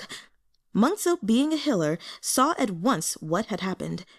"He's affected by the soul box being unsealed. This box is one of the souls he's missing. General Gu can't stand its soul force right now, but there shouldn't be lasting harm." Her eyes widened. If we can take the soul box and merge it with him again, his souls should recover a little." The emperor cut in darkly. "Don't even dream of it." "Murong Chun, I have no interest in your position," Murong Lian snapped. "Come to your senses before you do something truly insane." Murong Chun snorted coldly. "Indeed, there's no need for you to take our position," he said, gnashing his teeth. "We would be an idiot if we thought we could still sit securely on the throne after today. Who doesn't know what happens to emperors who step down? We would rather tear this nation down with our own hands than watch you step on our shoulders to attain its peak." "Murong Chun!" Murong Lian raged. "Chonghua is your motherland. Because of your own selfish paranoia, you'd go as far as letting the treacherous Liao Kingdom obtain the power of the Demonblood beast. You're perfectly aware of what would happen if this creature were to reappear. Will you take all of Chonghua and the rest of the 9 provinces to the grave with you?" Against all expectations, Murong Chun laughed maliciously. Why ever not? Rage surged through the crowd like a tidal wave. Even those who were useless and muddled along in ignorance found themselves heated at the emperor's indifference. Cries of condemnation quickly filled the hall. Murong Chun, you're a monster. You dare call our people selfish? The most selfish and cold-blooded madman on earth is you. Ha! Callous and heartless. You wish harm on your loyal subjects. If you can't be emperor, you'd let the wolf into the fold and destroy the entirety of the 9 provinces? Murong Chun's laughter grew louder. Isn't this how it should be? If I'm not ruling, if I'm not the emperor, what does the 9 provinces or any of Chonghua have to do with me? When I lived in the harem, when my prospects were dim, when my father wanted to cast me aside, when my position was uncertain, in those years before I ascended the throne, and even after I became emperor, was there anyone who genuinely stood by me? Was there anyone who helped me think and plan, sharing my triumphs and shouldering my concerns? All of you only ever saw me as a contender for the throne, as the crown prince, as the emperor. Who's ever seen me as Murong Chun? Who's ever cared about what I think? Even my own father tried to set me aside once he heard I was sick. Did he think of what would happen to a discarded crown prince after he passed away? Why do you think he never thought of it? Murong Lian cut in. When he secretly called me to a sickbed, he told me that if he declared me as his heir, I had to treat you well. He knew your freezing illness was his fault. He felt remorse. Murong Chun froze, his bloodshot eyes alarmingly wide. He was faking it, he snarled. He told you about my freezing illness, so what regret could he have? How could he have been remorseful? He swept his sleeves in fury. Throughout our life, all we've ever had is the throne. The realm of the 9 provinces and the common people of Chonghua are relevant only to the emperor. They have nothing to do with Murong Chun. If I were the emperor, then of course I'd worry about and care for Chonghua. But since you're forcing me to abdicate, reducing me to a slave, I will merely be Murong Chun, and Murong Chun owes no care to anyone. He narrowed his eyes, each word ground to dust between his teeth. You're correct. I do this for my own satisfaction. I'll hurt myself if it means harming others. I'd rather guide the wolf into the fold and give the Liao kingdom an advantage. I'd rather do this than let you do as you wish. Murong Chun, you're mad, he snorted. You'd better get this straight. Even in death, we will always be sovereign, never a slave. He brought both hands together before his chest. Instantly, his robes billowed fiercely in the Fey wind. Interlocking his fingers, he roared, Fei Huang, unseal! A shriek like a phoenix's cry tore from the bowels of the earth as Murong Chun's figure burst into towering flames. He leapt into the sky through the broken ruins of the roof, the massive conflagration surrounding him entirely, just as when Mang had unleashed his demonic chi and unsealed his fey wolf blood. Murong Chun's body glowed with phoenix light, the spiritual energy raising toward the heavens. How does he have demonic chi inside him? Mengzi exclaimed. Mo Xi shook his head. It's spirit beast chi. What's that? The old emperor once attempted to rear a spirit beast, but the flow of spiritual energy went out of control. The chi invaded Murong Chun through the old emperor. That's how he has this sort of ability. Mo Xi formed a sigil and gave a sharp command. Tuntian, stop him. The spiritual form of the massive whale emitted a shrill call above them, beating its tail as it swam toward Murong Chun. But Murong Chun was a force to be reckoned with. Drunk on hatred, he thought of nothing but destroying everything in his sight, refusing to be reduced to anyone's servant. He shouted at the remnant soul of Jing Chun hovering in the sky beside him. Attack! At his command, Jing Chun flapped its wings and charged toward Tuntian. The 2 colossal figures clashed in midair, their souls and cries rattling everyone's insides. The sky full of stars faded amid the explosive flow of spiritual energy more dazzling than day. The collision spraying sparks like fireworks, shattering into countless fragments beneath the dome of the sky. This time, no one sought to hide. Whether out of rage or desperation, or because they simply had no other choice, the cultivators in the hall all summoned their own techniques to fight. They leapt out of the throne room, regardless of how bountiful their spiritual energy was, or how much of a shameless toady they'd been in the past. Some helped Tun Tian beat back Jing Chen, while others chased Murong Chen toward the Golden Terrace with furious shouts. Some raced off to notify Chonghua's soldiers, awakening the city from its slumber. Chang Fengjun, trembling with fury, sent out a barrage of messenger spells, circulating the news to every nook and cranny of Chonghua's capital. A little gongzi from the Bureau of Military Affairs, one who had always been a hypocrite, had lost his father in the earlier battle. Face stained with tears, he made arrangements to summon the Imperial Guards. "Deploy all cultivators available. Protect and defend the nation." The elder of Shengnong Terrace, who had been the Emperor's lackey, saw the situation going south, yet he tried to slip away. He felt a dagger pressed against his hip. He turned to meet Zhou He's dark, cold gaze. "Zhou Xiong, it's me," he sputtered. "You know the Emperor forced both of our hands. I assisted him with Wang Shujun, and you helped him create the Demonblood beast." Zhou He grabbed the elder by the neck and leaned in to speak low into his ear. "I didn't put full effort into creating Jing Chen. Do you think something derived from one of the Demonblood beast's souls could be this weak? I was never one of His Imperial Majesty's stooges, unlike you. Zhou Xiong." But it was too late to say anything more. Zhou He had shoved the dagger through the elder's chest with a spurt of fresh blood. Scarlet dyed his fingers. Zhou He licked his lips, eyes narrowing in satisfaction at the smell of copper, and yanked out the blade. The elder swayed briefly, staring blankly ahead, before collapsing to the ground. Zhou He raised the dagger Lie Ying and licked the tip of the blade. Conflict raged on all sides. Magical flames burst into the sky like volcanic eruptions, spreading from the palace throughout all of Chonghua. In the chaos, Morsi found Murong Lian and shoved the unconscious Gumang into his arms. "Look after him. I'll go stop Murong Chen." Murong Lian shot Gumang a disdainful glance, clicking his tongue. "I don't give a damn whether he lives or dies. He's born of the Murong clan. Yet look at the state of him." Despite his words, he took Gumang from Morsi. Mengzi glanced at Murong Chen in combat with multiple old nobles over the palace roofs.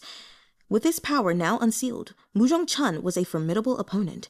Those nobles' combined attacks only managed to slow him down.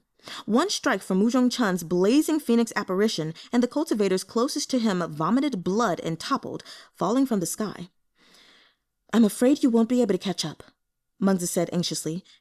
"If he reaches the Golden Terrace, he'll sacrifice his own life to open the soul box." Morsi knew there was no time to lose. Without another word, he summoned Shuaizhen and leapt onto the roof to swiftly chase after Murong Chen. Chapter 183. Recovery. Up in the sky, Murong Chen was battling dozens of cultivators. Many had already sustained heavy injuries and were incapable of continuing the fight. Murong Chen summoned his own holy weapon, that bamboo xiao, its bleak sound ringing out over the city. Another group chasing him was unable to endure this burst of spiritual energy and fell behind. He sneered, phoenix feathers fluttering as he streaked toward the Golden Terrace. Murong Chen turned, wings beating and rage in his eyes. "Xi Endangered, you too have come to stop us?" Through the flickering gold and red sparks, Morsi studied the Emperor's face. This man had once worn 1,000 masks, some kind and some evil, some furious and some compassionate. He had spent his life like this, living behind innumerable facades, his original face long since lost. Even now, as he stared at Morsi with palpable anger, his emotions seemed insincere. Murong Chen had always been His Imperial Majesty. There was no way for him to return to being simply himself. This person's manifold lies and layered schemes flashed through Morsi's mind like a revolving carousel lantern. Morsi's fury may have been silent, but it was deep. He couldn't bear to waste another syllable on the Emperor. He shot forward, the Shuaizhen snake whip ripping through the air like lightning, straight for Murong Chen's heart. Murong Chen had no time to dodge. He enclosed himself in Fei Huang's wings to block Morsi's blow, gritting his teeth. What brilliant work! Mengzi, you actually removed the puppet pill. Shuairen flashed out again like a swift beam of light, striking at Murong Chan's abdomen. I have nothing more to say to you, Morsi said icily. He leapt up from the barrier array in midair. Soaring into the sky, he slammed down the snake whip, which burst with scarlet light. This time, Murong Chan didn't dare let himself become distracted. He snapped open those phoenix wings as he dodged, evading the attacks that fell upon him like torrential rain. He was under no illusions about his decision to fight like this. What he'd done was akin to the unsealing move Gu Mang had used to pit his lone wolf technique against the Liao Guoshi. When cultivators unleashed the spiritual form of the demon or spirit beast inside them, their power in battle would increase immeasurably for a short period of time, but it was a move that risked everything. He'd have use of the spirit beast's power for an instant's time at most. After that period, his meridians would explode, and he'd lose whatever remained of his spiritual energy. If he wanted to release the destructive power of the Demonblood beast, he had to get the soul box while he could, and use his own soul and life force to shatter it. But Morsi was far too formidable an opponent. As Murong Chan met attack after attack, he was beaten back into retreat. Fiery light blazed up across Chonghua City, and soldiers and cultivators rushed toward them from all corners of the capital, silver light flashing from their weapons as they streaked over on mounted swords. The steady stream of reinforcements was like a winding dragon brandishing its malevolent claws as it soared toward the emperor, ready to swallow him up in this rebellion. Everything ends here, said Morsi, transforming Shuairen into a sword. With the flare of cold light, the blade hurtled toward Murong Chan. Stormy clouds suddenly roiled in the sky. A beam of white light pierced the depths of the clouds like a sharp sword unsheathing. Before anyone could react, a bolt of lightning crashed down from on high. The blinding light struck the golden terrace, extinguishing the protective barriers of flames Morsi had set around the platform. The encircling inferno that had bloodied half the sky was snuffed into an expanse of scorched earth, hissing with gray smoke. Morsi's face went white, and he fell heavily to one knee on the barrier in clouds. Murong Chan was stunned. He swiftly realized what had happened. I was waiting for this. Squinting through the smoke, he mumbled, The vow of calamity. In the chaos of the fight, everyone had forgotten that Morsi had sworn the vow of calamity, pledging eternal loyalty to Chonghua and its emperor. Morsi hadn't violated the first part, but the second triggered the vow the instant Morsi moved to take the emperor's life. A calamity had descended from the highest heavens to smash Morsi's barrier and strike its caster. Morsi remained on his knees, head bowed, and choked out a mouthful of blood. Murong Chan stared at Morsi. The corner of his mouth twitched, and he burst into sinister laughter.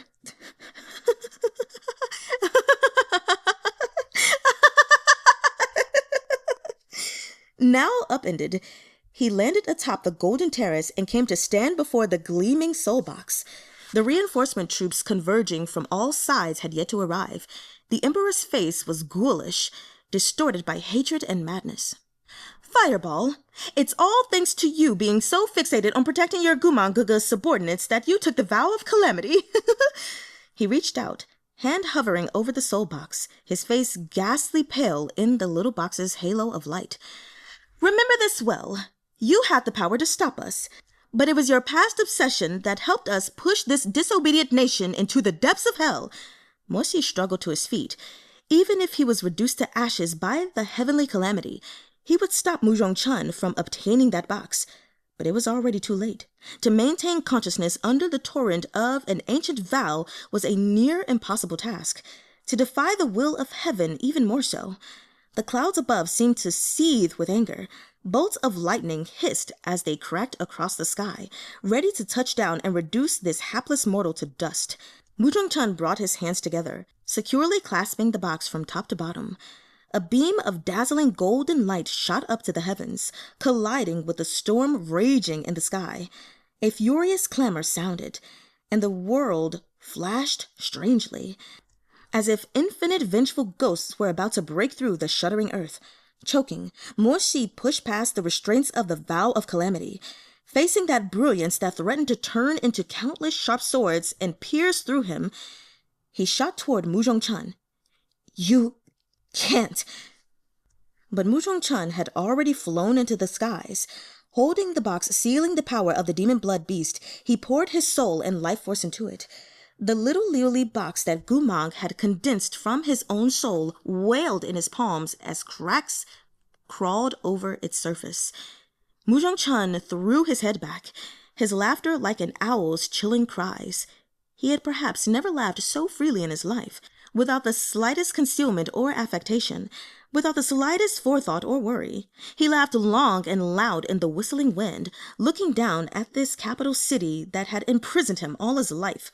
And then, with a final howl, he crushed the soul box between his palms. Its fragments instantly shattered into the air.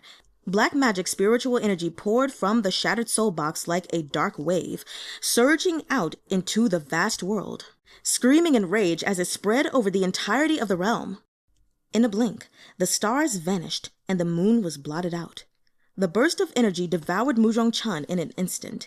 He was already no more than a translucent apparition, yet his eyes still glinted with reproach as he gazed down at the scene of desolation beneath his feet, his voice weak yet unmistakably deranged.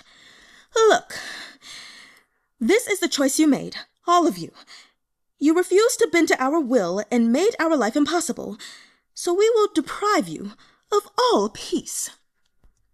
As his final words rang out, the spiritual energy of the Demonblood beast tore his fading specter to pieces. Only that hair-raising laughter still swirled like an echo amid the maelstrom of demonic energy. "The power of the Demonblood beast has been unsealed." Shocked cries and miserable screams rose up from the imperial city. The flames of every candle throughout the capital shuddered with fear. The energy rushing from the soul box grew ever stronger, as a gap in the air where Murong Chun had been devoured emitted a blinding white light. Morsi, closest to the array, felt an impossible weight pressing down on his spine, a sense of overwhelming insignificance before an impending catastrophe that was nearly enough to break him. He lost consciousness almost at once. In the moment his eyes fluttered shut, he seemed to see a wisp of golden light floating from the shattered soul box. Nothing like the overbearing black magic energy around him. That golden light formed an indistinct silhouette. It was a much younger Gu Mang, in his armor and helmet, his face bright and relaxed. Leaping out from the shards of the soul box, he flew toward the boiling sky. Morsi reached out with Gu Mang's name on his lips, but his throat was filled with acrid blood. Those two syllables were stopping in his throat. "Gu Mang." He fell. Down, down, down from the fierce battle raging in midair, until at last he crashed in heavy darkness. When Morsi awoke, he found himself lying in bed, surrounded by blurred figures moving past him in white and green. His long lashes quivered as his view of his surroundings gradually cleared. He was in one of Shonnong Terrace's healing pavilions. Those flickering figures were healers from the ministry. They moved between the sick beds, treating injured cultivators. As Morsi came more awake, human speech poured into his ringing ears. The sounds of crying from a nearby bed, words of comfort exchanged among family members, the incantations of healers as they cast their spells. He gradually gathered his awareness amid these sounds, and the events from before he fell unconscious flashed back to his mind. The rebellion in the throne room, the appearance of Jing Chun, the soul box, the brilliant light. "Gu Mang!" He sat bolt upright, agony tearing across his injuries. His long lashes fluttered down as he frowned, eyes closed tightly beneath his pitch-black brows. His movements had attracted notice. Someone hastily approached his sickbed. "Mordaga." Morsi pressed a hand to his forehead, kneading his aching temples. A pair of scarlet eyes met Murong Mengce's gaze. Mengce looked as if she hadn't taken proper care of herself in days. Her hair was pulled into the simplest of buns, and she wore her customary black robes with golden trim. At some point, she'd acquired a smudge of soot on her cheek. Morsi opened his mouth.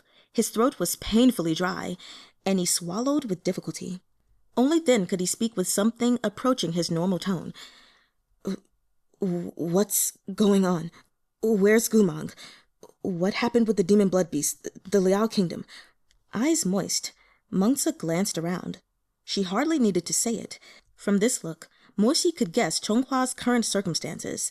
The largest healing pavilion in Shengnong Terrace was filled with injured cultivators.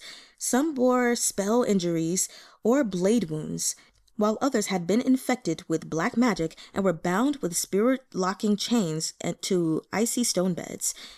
In one glance, he saw many faces he knew. In the distance, Yue Chengqing was speaking to a healer. A mere 2 weeks had passed since Moshi had last seen him, but Yue Chengqing no longer had the look of a youth. He frowned deeply, with no hint of mirth in his speech. He was teaching the healers how to control the bamboo warriors, which could help in the chaos of these casualties. The power of the Demonblood beast is free. After Jingchen absorbed the spiritual energy, it flew toward the Liao kingdom and fulfilled Murong Chuyi's dying wish. Mengzi's expression was unsightly on her lovely face. Since obtaining the Demonblood beast's power, the Liao kingdom has become unstoppable.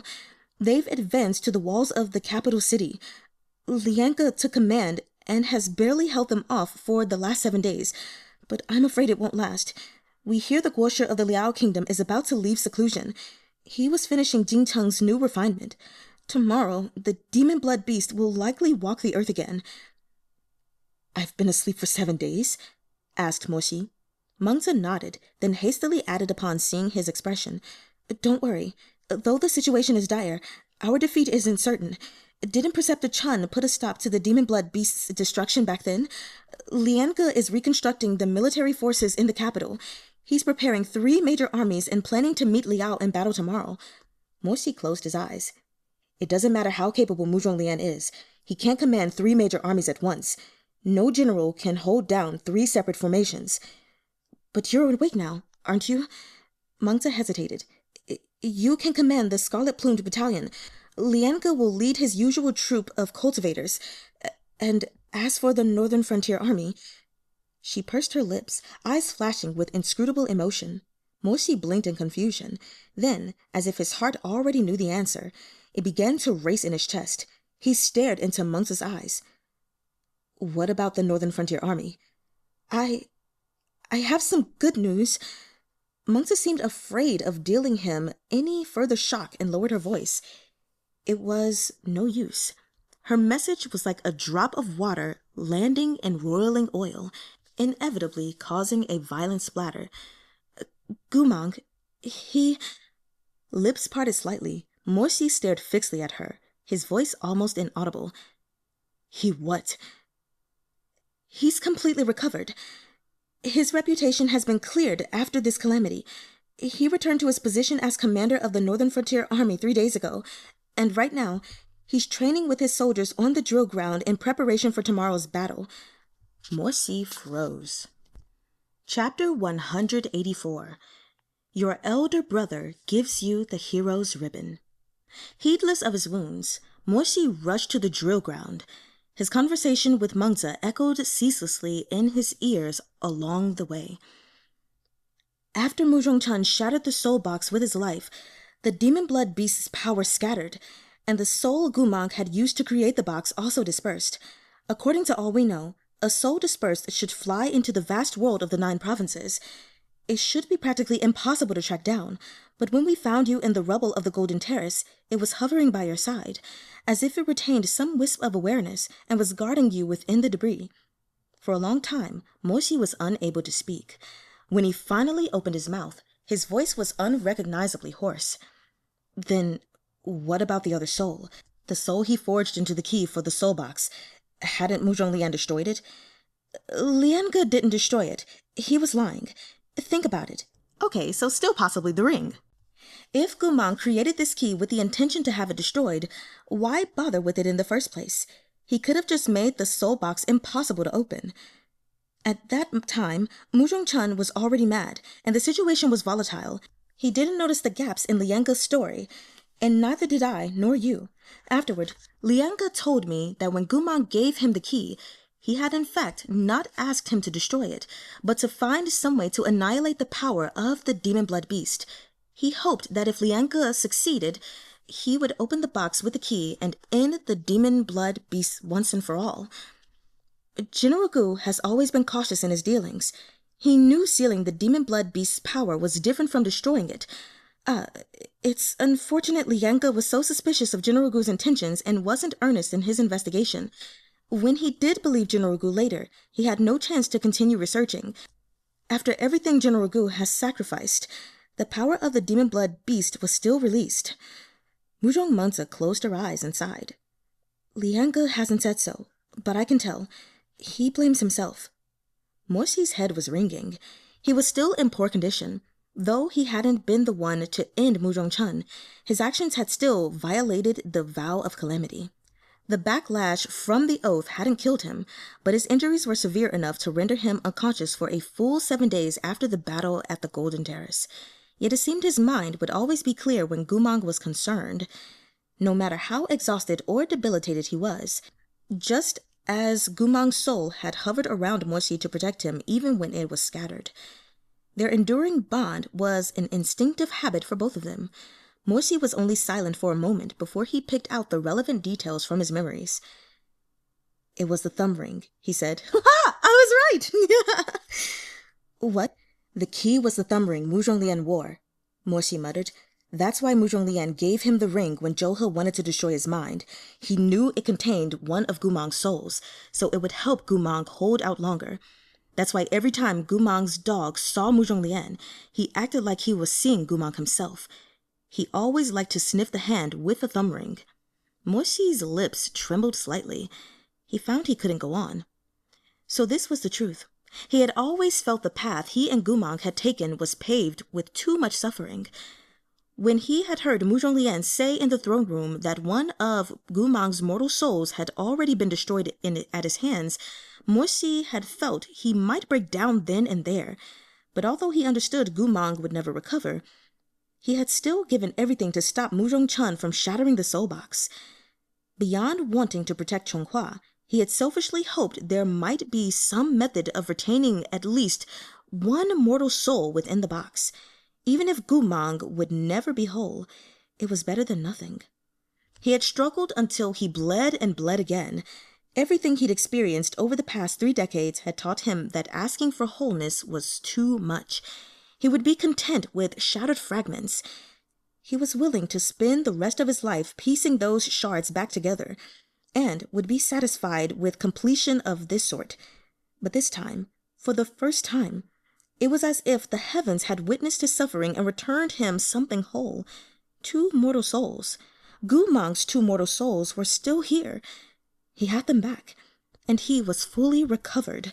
Morsi walked faster and faster on the road to the drill ground.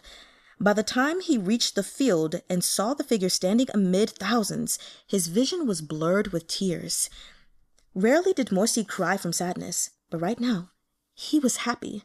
The general of the northern frontier had finally returned. His Gumang Guga, that unbroken, brilliantly smiling, invincible General Gu who brought hope to countless men, had finally returned. Morsi had never dared ask for anything extravagant, yet fate had finally taken pity on him and bestowed upon him the most beautiful dream of his life. No, it wasn't a dream. It was real. Those remnants of filth had been washed away. Gumang was no longer a traitor, a villain, or a spy. He was a general who could stand tall in the daylight, beneath the scarlet army flags whipping above him in the wind, and gaze down from the command platform with his hands behind his back, watching the drill ground full of armor, bright in the sun. His Gushishong had been through so many trials and tribulations. His hands and feet scraped raw. He'd endured no end of suffering and humiliation, experienced untold sorrow and separation, and finally returned to the place he most belonged, standing before his troops as the finest general of Chonghua. Some low-level cultivators saw Morsi standing at the edge of the drill ground and called out, "Ah, it's General Mo! General Mo is here! Xi Endangered is here!" That movement was like wind over a lake's surface, spreading all the way to the command platform. Gumang's head was turned, speaking to Murong Lian. Upon noticing this ripple, he squinted toward its source, the noon sun, a strong wind at his back. Across the sea of dark helms and glinting weapons, he saw Morsi. Gumang looked startled for a moment, and then a smile bloomed across his face. Those black irises were gone forever, but his blue eyes were every bit as bright as when he'd served in the cavalry with Morsi in their youth. He raised a hand and waved energetically at Morsi beneath the billowing flags of the Northern Frontier Army. "General Moi!" he shouted, with the playfulness of a child and the gentleness of an elder brother. "Get up here. You've slept so long. You're the last to arrive." The Northern Frontier Army that Morsi had disciplined for so many years, those soldiers who seemed to have solemnly carved upon their bones, couldn't help bursting into laughter. Morsi suddenly realized that the troops hadn't changed at all. Under his command, they had long been obedient, but none of this solemnity was rightly theirs. The boldness and mirth given to them by their General Gu was the true soul of the Northern Frontier Army. Morsi blinked back the tears of happiness that threatened to slip out. He looked up. It wouldn't do to let the soldiers see him make a fool of himself. But as he walked to Gumang on the command platform, through the tide of soldiers that had parted to let him pass, he knew his tears were falling. He could never be solemn and cold anymore. He would feel hurt, sadness, and happiness. He would have all the emotions belonging to a person of flesh and blood. On this day, the ice and snow melted away. All his happiness and sorrow remained hidden no longer. All of it was on display before his soldiers. Yet to his surprise, not a single person laughed at him. Those exuberant smiles were gradually brought in check. The men gazed intently at him, as if the barrier that had stood between them for years had shattered. A man with no fear of death shouted, "Shizun, welcome home!" The crowd was silent. Morsi made no sound. Then Gumang smiled and spoke from the high terrace. "General Moi, welcome home." Yes, this was home. It didn't need to be some building or tower, some pavilion or courtyard. Rather, it was being together with these people they protected, and who protected them in turn. It turned out they'd had a home from the day they first enlisted.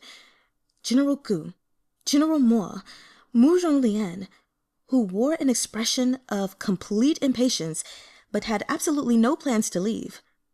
They had all come home. Preparations for the battle proceeded smoothly. How could they go otherwise? Morsi thought, as he looked at Gumang standing beside him. Where there was Gumang, there was heat and light. General Gu could rekindle a bonfire that had gone out. Everyone knew they were about to face a terrible catastrophe. Their opponents were the evil Demonblood beast Preceptor Chun had sealed with his own life centuries ago, and that terrifying, devilish Guo Shi, whose true identity no one knew. But Gumang seemed unaffected by this. Before his comrades, he appeared to have complete confidence in their victory. He possessed an extraordinary natural charisma that inspired those around him. His soldiers felt they could conquer any challenge and win any battle, so long as he was present. When the war council ended and the crowd dispersed, Gumang blinked at Morsi. Under the dimming sky, his eyes looked almost black. "Sorry I couldn't be by your side when you woke up." "No," Morsi replied. "You were always with me." Pausing, he added, "Do you remember what happened at the Golden Terrace? That soul of yours?" Gumang smiled. It had been too long since Morsi had seen this smile, lively and bright, with a sharp little canine peeking out between his rosy lips. "Hello?" A hand appeared between them and waved. "Excuse me, do you two think I'm dead?" Turning, I'm sorry. Turning, Gumang was met with Murong Lian's infuriating visage. This man was suspicious, ruthless, underhanded, and egotistical by nature. Even now, when he realized how many mistakes he'd made, he couldn't give up his brash and arrogant attitude. Much like how he couldn't quit the ephemera he'd learned to smoke out of necessity. Gumang grinned. "What are you doing?" "Trying to tell you something." Murong Lian's lordly attitude was the same as ever, but his shifting peach blossom eyes exposed his unease. "What is it?" Murong Lian cleared his throat. "This is for you." He passed Gumang a blue and gold merit ribbon with exquisite embroidery. This was the one Murong Xuan had left behind. Murong Lian spoke, his expression stiff. Wangshu Manor will always be mine, and I'll always be the head of the family. But regarding this, after giving it some thought, maybe, mind you, you might be better suited to wearing it than me. Gumang gazed down at the ribbon. In the tawny gold of the late afternoon sun, it was impossible to clearly make out his expression. When he looked up again, Murong Lian had no chance to glimpse his face before Gumang suddenly reached out and pulled him into a hug. What the hell? Murong Lian's arms were frozen awkwardly in the air, his pipe raised and disdain written all over his face. He looked like a wooden puppet with broken joints forced into a ridiculous pose. After a moment, he said gracelessly, "Don't expect me to personally tie it on your head." He was answered by Gumang's loud laughter. "Life's too short to hold a grudge. If you tie it for me, I won't make a fuss about the way you screwed me over in the past." Murong Lian shoved him. "That's because you've been crafty and cunning since you were little. I couldn't trust you at all," he fumed. "I should be the one making demands. How's this? If you keep calling me your lord, I'll deign to look out for you." Gumang rubbed the back of his neck. His slave collar had been removed, both of them from Wangshu Manor years ago, and one from Shiha Manor, which came later, were gone. Batting his eyelashes, Gumang grinned at Murong Lian. "Lian Di." In a fit of pique, Murong Lian flung the blue and gold-mirrored ribbon at Gumang's face. With a sweep of his sleeves, he turned on his heel and stalked off, muttering under his breath. Chapter 185. Battle Begins. After nightfall, Gumang and Morsi walked side by side through the ruined interior of the imperial palace of Chonghua. The great sum of Murong Chun's nefarious deeds over the past few years had been revealed to the people, like a lavish robe flipped over to expose the crawling lice beneath, too loathsome to bear close examination. His madness had driven the capital into darkness and chaos. The halls they walked through were cluttered with shards of stone and brick, broken wood and shattered tile. As the two of them picked their way down the main walkway, Morsi asked, "After the soul box shattered, who merged your two mortal souls, Murong Lian?" Gumang shook his head. "Su Yurou, Jiang Fuli's wife." "So it was her." But she's had a lot on her mind the past few days. Medicine Master Jiang's whereabouts are still unknown." One would have thought he'd have rushed back to Chonghua no matter how far he had traveled, given how severe this upheaval has been. "Yes, but unfortunately he hasn't." Gumang sighed. "Otherwise, we'd have the demonic tea in the city a bit more under control. Right now, Su Yurou's handling it alone, but her healing skills are no match for Jiang Fuli's." After a moment's thought, Morsi said, "Mengzi did say there was that reclusive healer in Linan who knows rebirth. Maybe he could—" "There's no time for that now." Gumang spoke lightly, as if he wasn't interested in the reclusive healer Mengzi had mentioned in the slightest. Morsi sensed his indifference was about more than the imminent appearance of the Demonblood beast. Rather, he had no faith in the legend Mengzi described at all. Morsi was certain that, even if there was time, nothing could induce Gumang to seek out Mengzi's reclusive cultivator. "Is it because you feel what Mengzi said might not be reliable?" Gumang paused, then smiled. "That's not what I said." Upon seeing Morsi about to ask another question, he pointed to a pile of wreckage in the throne room. "Ah, look over there." He grabbed Morsi's arm and dragged him over. It was those golden incense burner beasts Murong Lian had custom made to curry favor with Murong Chun. The little golden braziers lay in the ruins, still doing their best to shout, "Your Imperial Majesty's fortune floods the heavens," and "Your Imperial Majesty's glory fills the realm." Listening to them, Gumang let out a long, mournful sigh. In the end, Murong Chun wanted too much. "I'm not sure who could be Chonghua's emperor when we defeat the Liao Kingdom," said Morsi. "Lian Di is out of the running for sure. He said himself that his health is poor, and the ephemeris reduced him to an invalid. After everything's over, he plans to go to the fiefdom of Lin Yi to convalesce. But you can't rush things like this. Everyone has their own fate, and every nation has its own fortune. We'll cross that bridge when we come to it. There's no need to worry," he smiled. "But you just said when we defeat the Liao Kingdom. Are you so certain we can win?" Morsi looked up, his gaze calm and gentle. With you, of course we can win. Gumang's eyes flashed with light, and he knocked on Morsi's chest. Thanks for believing in me.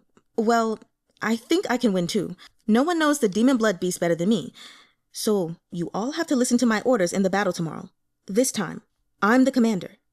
He looked so smug, Morsi couldn't resist poking him in the forehead. You'll always be my commander. Morsi smiled in that bold way of his, yet seemed a little bashful.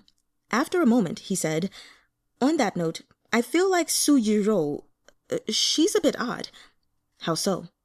Back when the sword demon Li Qingqian was making trouble, he said the Guoshi of the Liao kingdom went insane when he heard the peerless beauty Su Yirou had married the man in Chonghua.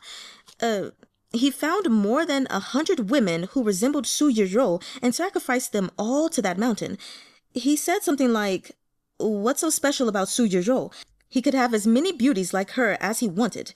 Morsi nodded. Exactly so. Li Qingqian's companion, Miss Hongshao, met her end because of their resemblance. Gumang stroked his chin. But Morsi, don't you think there's a problem with this story? What? Think about it. How would any normal woman react if her former lover stormed his way to the gates of her country? Morsi considered. She might find a way to send word and beg for leniency. What else? She'd become nervous and worry about how to face him. You're right, Gumang said, but Madame Su hasn't shown any sign of unease. It's like she cares not a whit what the Liao Guoshi is doing.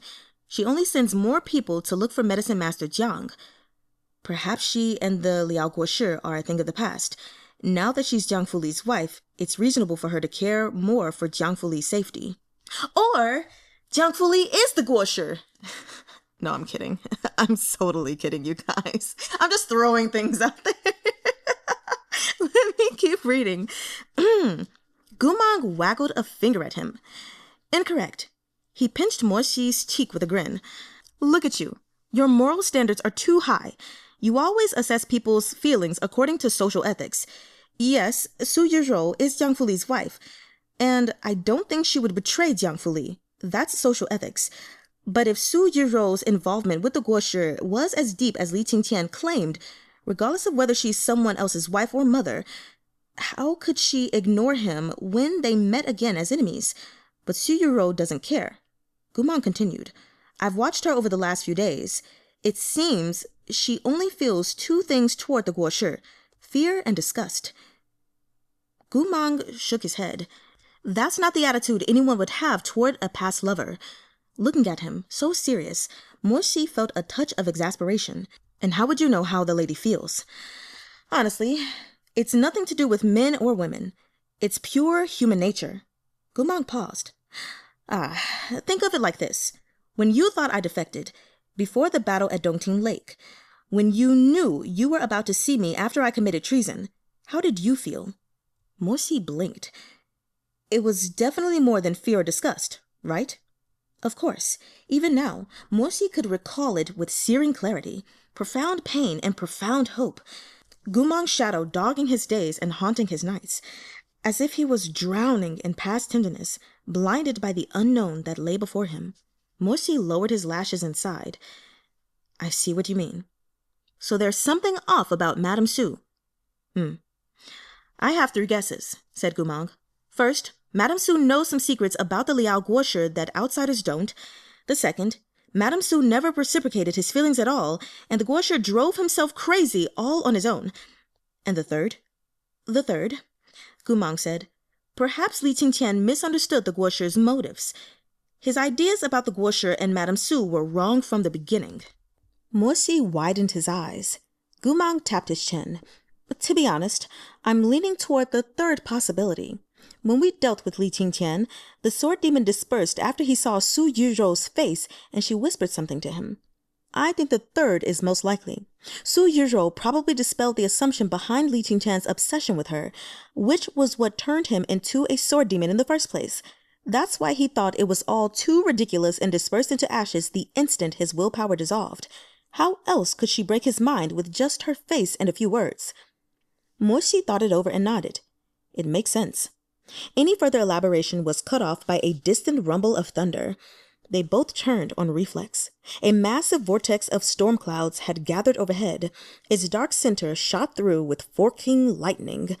A hole seemed to have been torn open in the sky. Pale light spilled down like heaven's blood onto the Liao army's stationed troops. And that white light, bright enough to illuminate the deepest abyss, countless dark specks floated up from the Liao army's encampment and rose toward the rift in the heavens. Performing a quick sight enhancing spell, Gumang took a closer look. When he saw what those dark specks were, his face turned an unpleasant shade of green. Fuck, that's the Demonblood beast's rebirth ceremony. Gumang's lips moved, but his eyes never left those black dots. Voice low, he said, "Those are living sacrifices floating up. They're butterfly-boned beauty feasts the Liao kingdom captured." What? Morsi exclaimed in disbelief. The so-called butterfly-boned beauty feasts were a tribe bearing ancient demon blood. In the wake of the long-ago battle between gods and demons, however, the gates to the demon realm had been forever closed to the mortal world. This demon tribe abandoned in the human realm could no longer reach the source of the demonic tea that nourished them. Slowly, their spiritual cores withered, and their magic was lost. They became identical to, or even weaker than, regular humans. The only trait they retained from the demon tribe was their suitability for using as cultivation vessels. The Demonblood beast is an evil creature refined using a method found in the fragmented records of the ancient demon tribe. It requires large amounts of demonic blood, Gumang explained. When I was in the Liao kingdom, I read the scrolls on the Demonblood beast very carefully. According to the stories, the demonic tribe must funnel their own spiritual qi into the beast. If mortals want to refine it themselves, they'd have to use sacrifices that carried the blood of the demon tribe. The most effective of these are butterfly-boned beauty feasts. Which is to say, the Demonblood beast is raised on living people of this bloodline? Asked Morsi. Pretty much, Gumang said. More than 100,000 butterfly-boned beauty feasts are needed to refine one Demonblood beast. Wasn't Li Qingqian's village destroyed because Liao soldiers were capturing butterfly-boned beauty feasts? I'd say they've been planning this for a long time. Those shadowy blue irises were filled with the light of the storm. Looks like the Liao kingdom wants a reckoning with us before daybreak. It won't wait until tomorrow. As he spoke, he tied the blue and gold silk ribbon Murong Lian had given him over his forehead. A few wisps of hair came loose, falling over the merit ribbon. We're off to lead the troops. A faint smile hooked the corners of his mouth. Perhaps it was Morsi's imagination that, in the glow of the Demonblood beast's light, Gumang's blue eyes seemed a bit wet. A shadow of foreboding crept into Morsi's heart. He found himself murmuring, Gumang. He thought Gumang wouldn't hear this low call, or that even if he did, Gumang might not respond. There, he was wrong. Gumang turned, his blue eyes shining with the fires of the battlefield in the distance. He gazed at Morsi in silence. Then he reached out to loop his arms around Morsi's shoulders, gathering him into a bruising embrace. Contained within the circle of those arms were too many things to name. Love, intimacy, comfort, encouragement. All the brilliant faith Gumang had afforded Morsi in the past. The press of their bodies felt so natural, as if those miserable and hopeless years of spying and treachery had never come between them. When Gumang drew back, his handsome face was flashing with a sharp, fiery light. After this battle, you need to take your Gumang out for a drink. I require the best pear blossom white, or I'll be mightily displeased. Before Morsi could get a clear look at his face, he had turned away. Pulling Morsi along, he moved toward the command platform with a swiftness that brooked no argument. Chapter 186. Gumang and the Demonblood Beast. Ooh, is this maybe where one of my theories gets known, if it was right or wrong?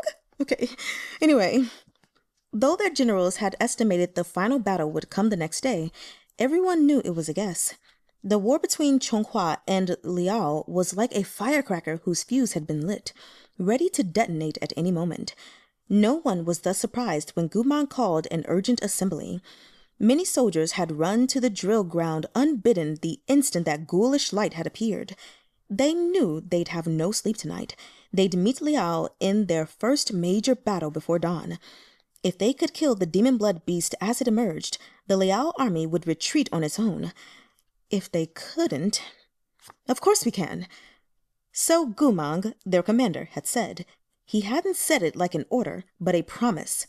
Mang wasn't particularly tall or broad, and the suffering he'd endured had left him alarmingly thin. But the figure he cut, with the scarlet plume of his helmet billowing in the wind, was every bit as galvanizing as it had been in days of yore. When he spoke to the soldiers, his voice rang. Once, I stood right here and put my life on the line with my brothers through 39 battles, big and small. This is the 40th one. Before every battle, I made you the same promise. I said, I will take you home. I kept this promise 38 times. At Phoenix Cry Mountain, I broke my word. I failed to keep my promise. I did not succeed. I left 70,000 men behind at that battle, and getting gravestones for them took me fucking ages haggling with His Imperial Majesty. Mang spoke with his hands behind his back, his voice steady. He was doing his best to don his old ease and charisma before the troops, but as Xi and Murong Lian stood beside him, both could see that his eyes glimmered with tears. I made good on my promise 38 times. Mang's eyes were too bright as he said, and I broke it once. This is the 40th time I'm making it. If you trust me, heed my call and follow me. Let's go defeat that newborn whelp once and for all, and then I'll take you home. I'll take you home, along with those 70,000 dead souls, along with a peace that will last through the ages. As long as you're willing to believe in me again, I, Mang, will deliver on my promise, whether in life or in death. I will make myself worthy of being named your General Gu. I'll take you home. The soldiers spread out beneath the platform didn't speak. Their faces were upturned, gazing solemnly at their master of the northern frontier, their warrior of the empire, their scarred and wounded commander. Yet in the next moment, their armor flashed with light and their weapons thudded into the ground. A fierce roar seemed to shake loose from the bowels of the earth itself, rushing into the world from thousands of chests. Together in life or death! It echoed like a vast wave, spreading through the 9 provinces. Together in life or death! In Morsi's younger days, he'd always thought a nation had to have a ruler. That was what he'd been taught since he was little. Yet Chonghua had lost Murong Chun, and it was united like never before. Their recent calamity was like a dagger cutting away the nation's rotten flesh. There was pain, yes, but it had also awakened those who had been stubbornly asleep, allowing them to take a good look at the hearts of those around them who didn't know the difference between good and evil. The great army set out as one, their armor glittering like dense scales. Swords and spiritual horses bore their masters away, one after another. The cultivators were like stars streaming together to form the Milky Way, a great, gleaming river that grew broader as their numbers swelled, charging into the sky. Murong Lian hummed inquisitively. What's happening down there? High in the air, Mang looked downward and saw the gates of Chonghua City wide open. Beneath their army, aloft on their swords, countless bamboo warriors and strange beasts were streaming over the ground, trailing the main forces as they stormed toward the final battlefield. At their head was none other than Yue Chunqing. He was followed by more cultivators, nobles, and even civilian residents of the city. They poured from the capital gates under their own command, charging toward the Liao Kingdom's encampment. Shocked, Mang gazed at this strange, unprecedented sight. This stream of people flowed forth without cease, with no distinction between rich or poor, noble or common. The people came together, rushing toward the enemy. I was wrong, Mang murmured. What? This time, they don't need me to bring them home, Mang said, the rims of his eyes slightly red. This is our home. He looked toward the banks of the Fushui River in the middle distance. There stood the largest barrier protecting Chonghua's capital, the Imperial Barrier. Behind that translucent wall, tens of thousands of the Liao Kingdom's demonic cultivators waited, as well as the evil Demonblood beast on the verge of being reborn.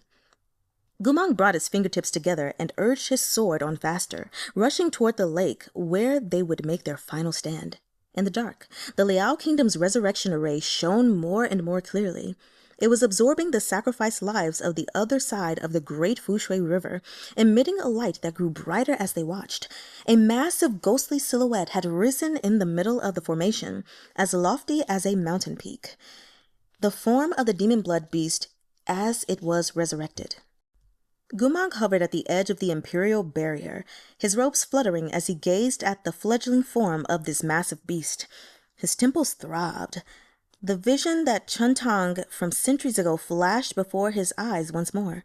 Hundreds of years ago, Chuntang had fought a life-or-death battle, just like today. Then, as now, they had met in battle near the water on a riverbank. Chuntang's sharp brows were drawn low as he stared coldly at Hua Poan. Your evil cannot be borne. Why should I spare you?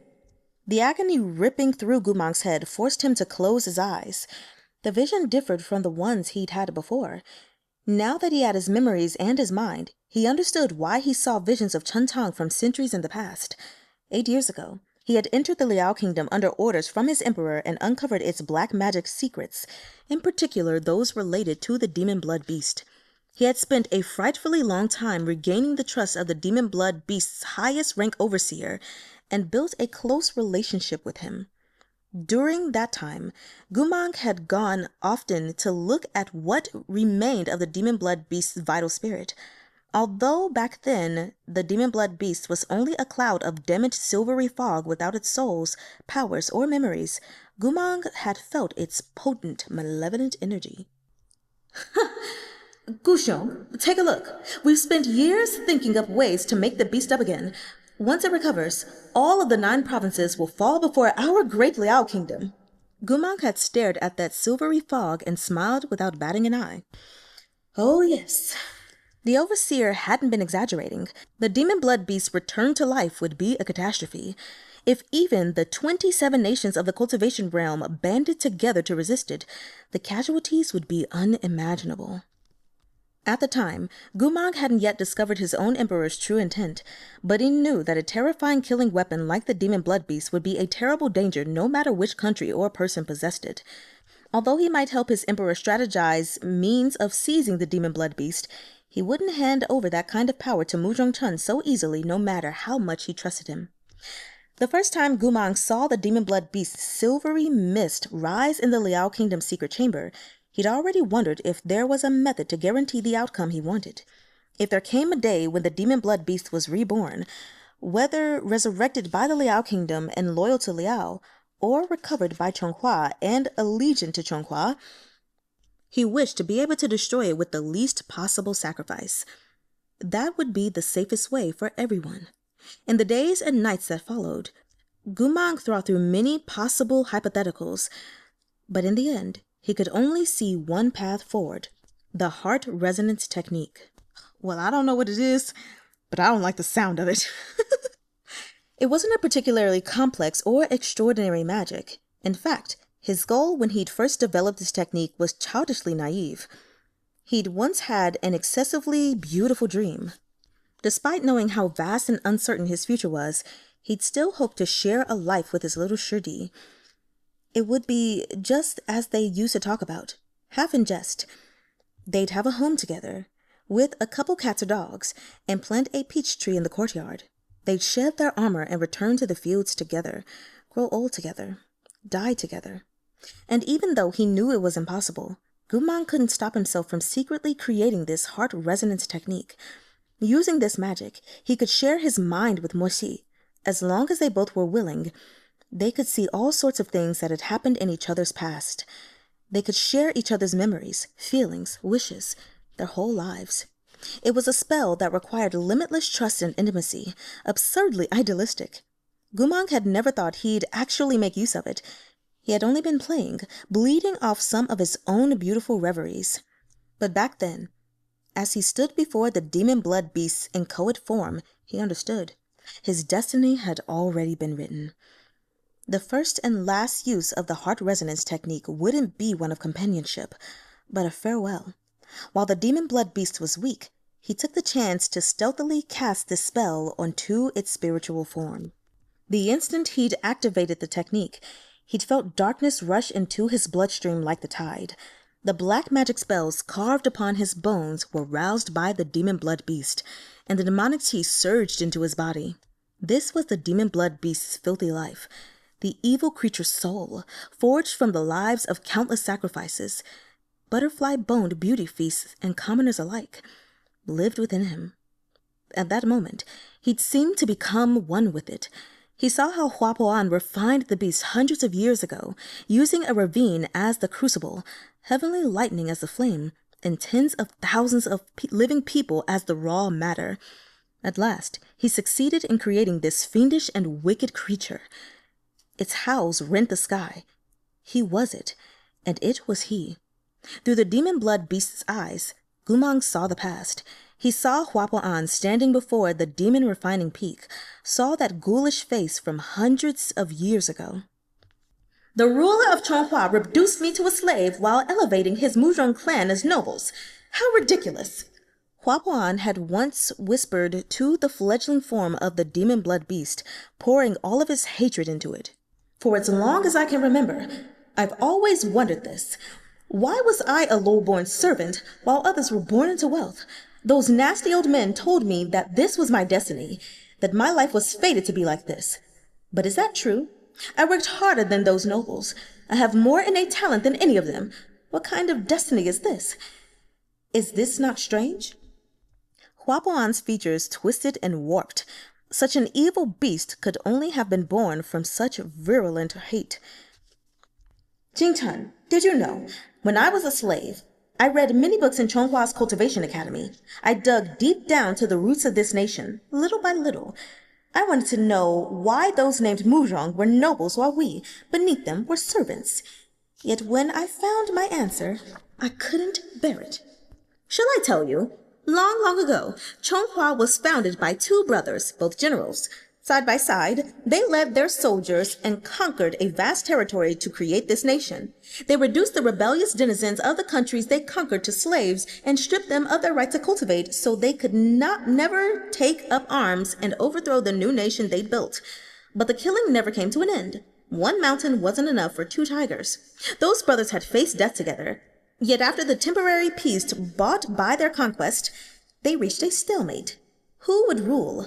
After turning their blades on each other, tricking each other, deceiving each other, the elder brother lost. His younger brother beheaded every one of the defeated general's female family members and decreed that any descendant of his line would be of the lowest slaves. Their spiritual cores were destroyed, and they were branded so they could never free themselves. I am a descendant of that branch of the founding family. How dissatisfying, no? He burst into laughter. The Murong clan's blood also runs through my veins.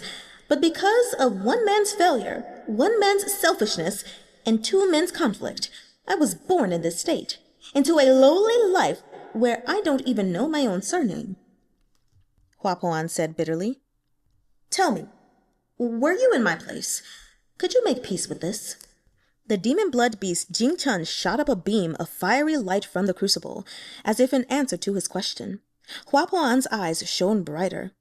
The world entire seemed to burn to ashes in those mad eyes. I've never been content with this kind of life. Even losing control of my spiritual core in the beginning was part of my plan. I was sure that ridiculous man Chun-tang was soft-hearted. I knew he couldn't bring himself to kill me. He begged the emperor for leniency on my behalf and made an exception for me to practice cultivation, all because I was sweet and pitiable. The firelight from the demon refining peak licked up like the tongues of resentful ghosts, dancing madly as they shot out of hell.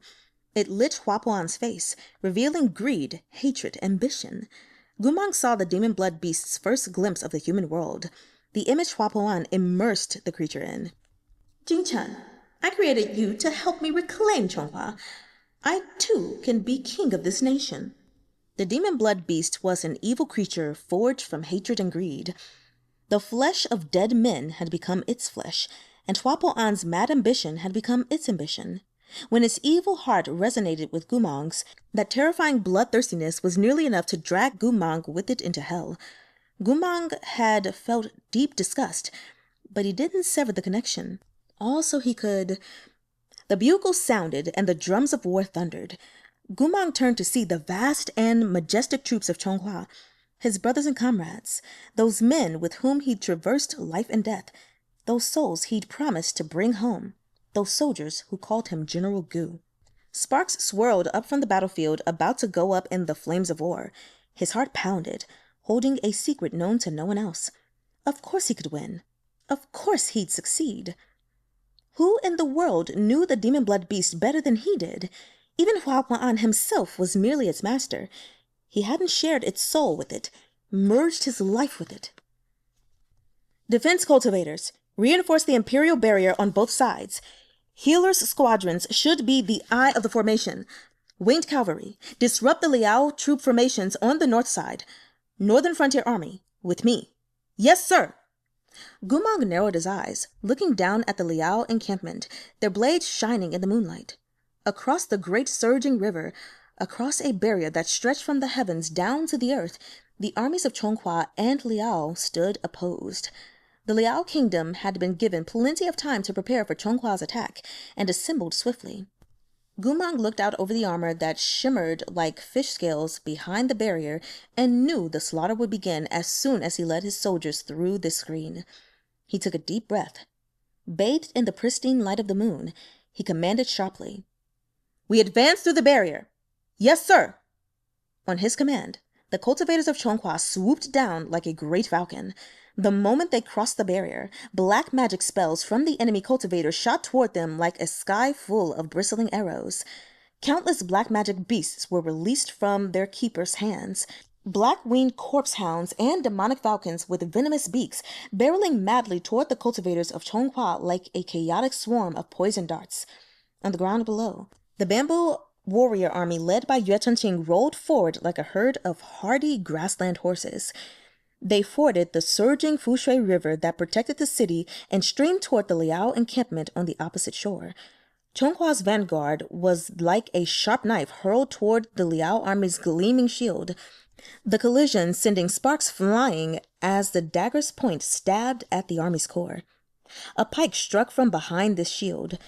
The counterstrike from the Liao kingdom's offensive cultivators. Roars from 1,000 throats shook the skies, and fire and blood streaked the air. Attack! The sky lit up with fireworks like countless shooting stars falling to earth. The battle was monstrous, but beneath the velvet curtain of night, it created a majestic, dazzling spectacle. The blood of dead soldiers dyed the banks of the Fushui River a blushing pink. Gumang felled a demonic bird soaring toward him with a strike of his dagger, then cried, "Don't get bogged down at the front! Follow me to the Demonblood Beast's foraging grounds!" Beside the site where the Blood Demon Beast had been created was an immense cage for holding sacrifices, filled to bursting with the butterfly-boned beauty feasts the Liao kingdom had seized and bred over decades. Liao soldiers pushed them into the center of the demon refining furnace, one after another. These humans were treated like ore for smelting swords, like pieces of marble or any raw material. They were made to jump into the furnace, the source of energy for the Demonblood Beast's resurrection. "Mom," one prisoner whimpered, "I don't want to die. I don't want to die." These human sacrifices wailed in grief as they went to their deaths, but the people of Liao felt not the slightest twinge of conscience at their piteous begging. They had seen the Demonblood Beast's fledgling silhouette and could already sense the all-powerful evil beast it would become. Yelling, pushing, and prodding, they sent those living humans with a few drops of ancient demon blood into the churning furnace. A woman with exquisite features saw that it was soon to be her turn, and fat tears rolled down her lovely cheeks. Her tear tracks glimmered golden, the telltale sign of a butterfly-boned beauty feast. "Spare me!" She grabbed the Liao cultivator in despair. "I'm with child. I want my babe to live. Please, I'm begging you." But the only answer she received was the Liao cultivator's raucous laughter. "Even better. Pregnant ones have stronger demonic chi." The woman's eyes brimmed with tears. As her desperation reached its peak, A beam of blue light shot down from the sky. A magnificent barrier sprang up from the ground, enclosing the butterfly-boned beauty feasts behind it. Astonished and overjoyed, the woman looked up to see a group of Chonghua's cultivators swoop in on their swords. The commander at the head wore silver armor and black boots, his eyes a gleaming blue, and red plumes on his helmet fluttering in the wind. That blue and gold ribbon that represented the blood of heroes was tied neatly beneath his whipping bangs. It was Mang, son of the Wangshu line and general of the Northern Frontier Army. At his side was Shizun, Xi, in gold-trimmed black robes that billowed in the wind, as well as Wangshu Murong Lian, wearing sapphire trimmed in gold and an expression of careless disdain. Murong Lian clucked his tongue. Using living people to make a demon beast. Disgusting. They're even more despicable than me. I'll admit, I'm impressed. While he spoke, Xi summoned Shuaizhen. The soaring snake whip cracked through the air, winding itself securely around the black magic cage, trapping these living sacrifices and shattering it. Lowering his black eyes, he said to those shocked and suspicious sacrifices, "Run." The sacrifices froze for several moments before they realized what had happened. Like a scattered school of fish, they began to rush about in all directions. Some brought their hands together and kowtowed to the heavens, bawling. Xi commanded a defense squadron to protect others as they fled toward safety. For a time, all they heard were the sobs of the freed prisoners as they cried, Thank you, esteemed cultivators!" The pregnant woman bowed to them again and again. Only when a defense cultivator of Chonghua urged her to run did she take one last tearful glance back before turning to leave. Yet just as Mang raised a hand to put an end to this Liao squadron in one swift strike, a shrill, keening melody split the air. Mang was the quickest to react. His head snapped up. Fangbo? A transparent figure came soaring toward them out of the distance. He was mounted on a sword, high in midair. As he drew closer, they could see he wore white robes, his lapels hanging carelessly open, holding a polished copper holy weapon with a fluttering white ribbon. He looked up. His face was achingly handsome, with glistening black eyes and a rakish smile. Even Xi and Murong Lian were stunned speechless. Mang? The ghostly figure standing on the sword was indeed Mang. A Mang who was young and bold and formidable. Before he had offered himself up for black magic tempering. What's happening here? Exclaimed Murong Lian. After the shock had passed, Xi realized what they were seeing. His eyes reddened as he stared fixedly at this specter from the past. Nine-eyed Qin, he rasped. What? The Liao Gorsher's nine-eyed Qin, Xi said. There are 9 eyes set within it, and each contains a cultivator's power. His fingertips trembled, pressing deep into his palms. His voice was heavy with the weight of his hatred, so low it was nearly inaudible. This eye was made from the techniques of Chonghua that he stripped out of Mang. Murong Lian flinched. He slanted a glance at Mang, who seemed unaffected. The words stripped out tasted of blood and suffering, filled with the suggestion of being flayed open in a prison cell, of the agony of having his spiritual energy torn from his bones. Yet it was as though the words had little to do with him. Mang stared at that phantom of himself that could still use the techniques of Chonghua and summon the holy weapon Fangbo, and spoke with perfect calm. The Guosha is handling the Demonblood beast's resurrection ceremony at a distance. Yet it seems he can't sit still anymore. He sent me to deal with me. No one said anything. I look pretty handsome. Just average, replied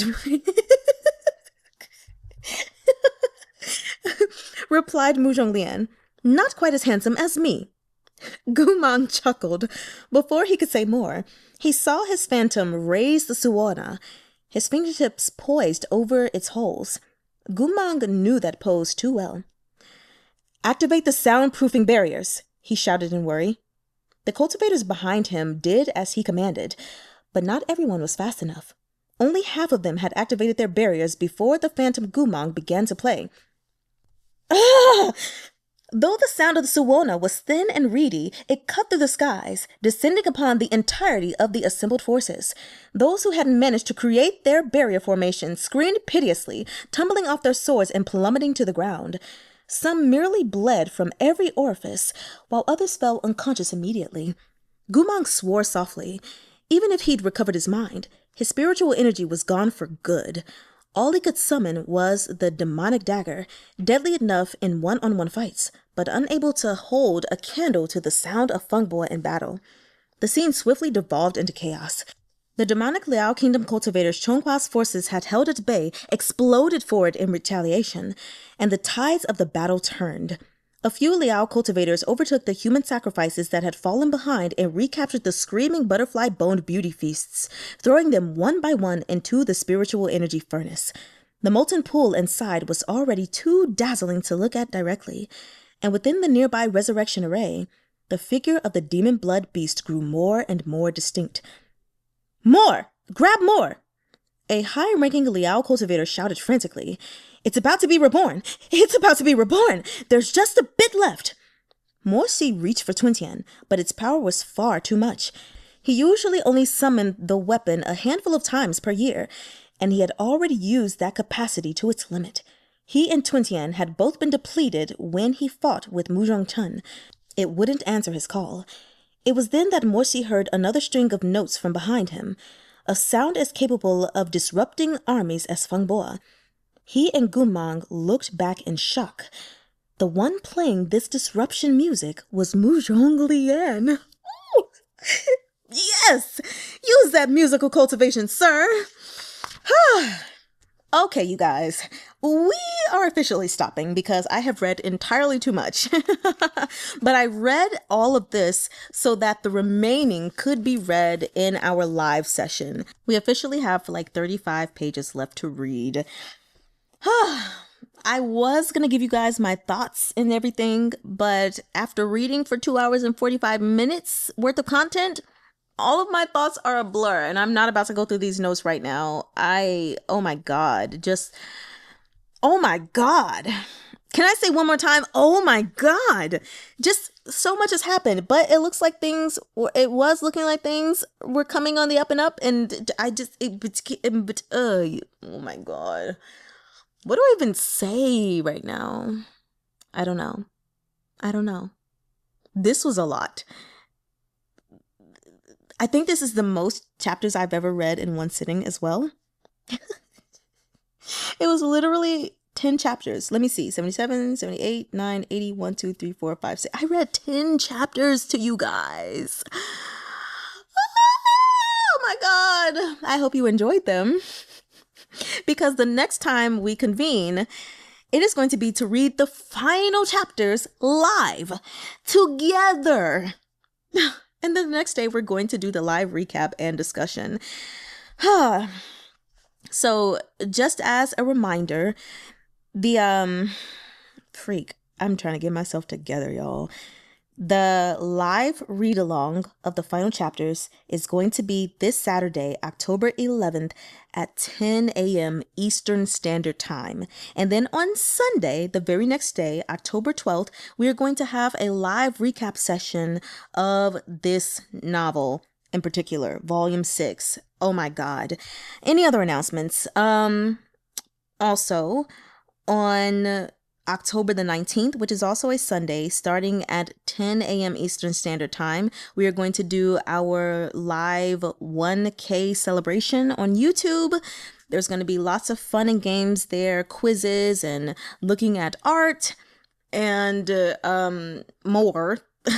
So there's that.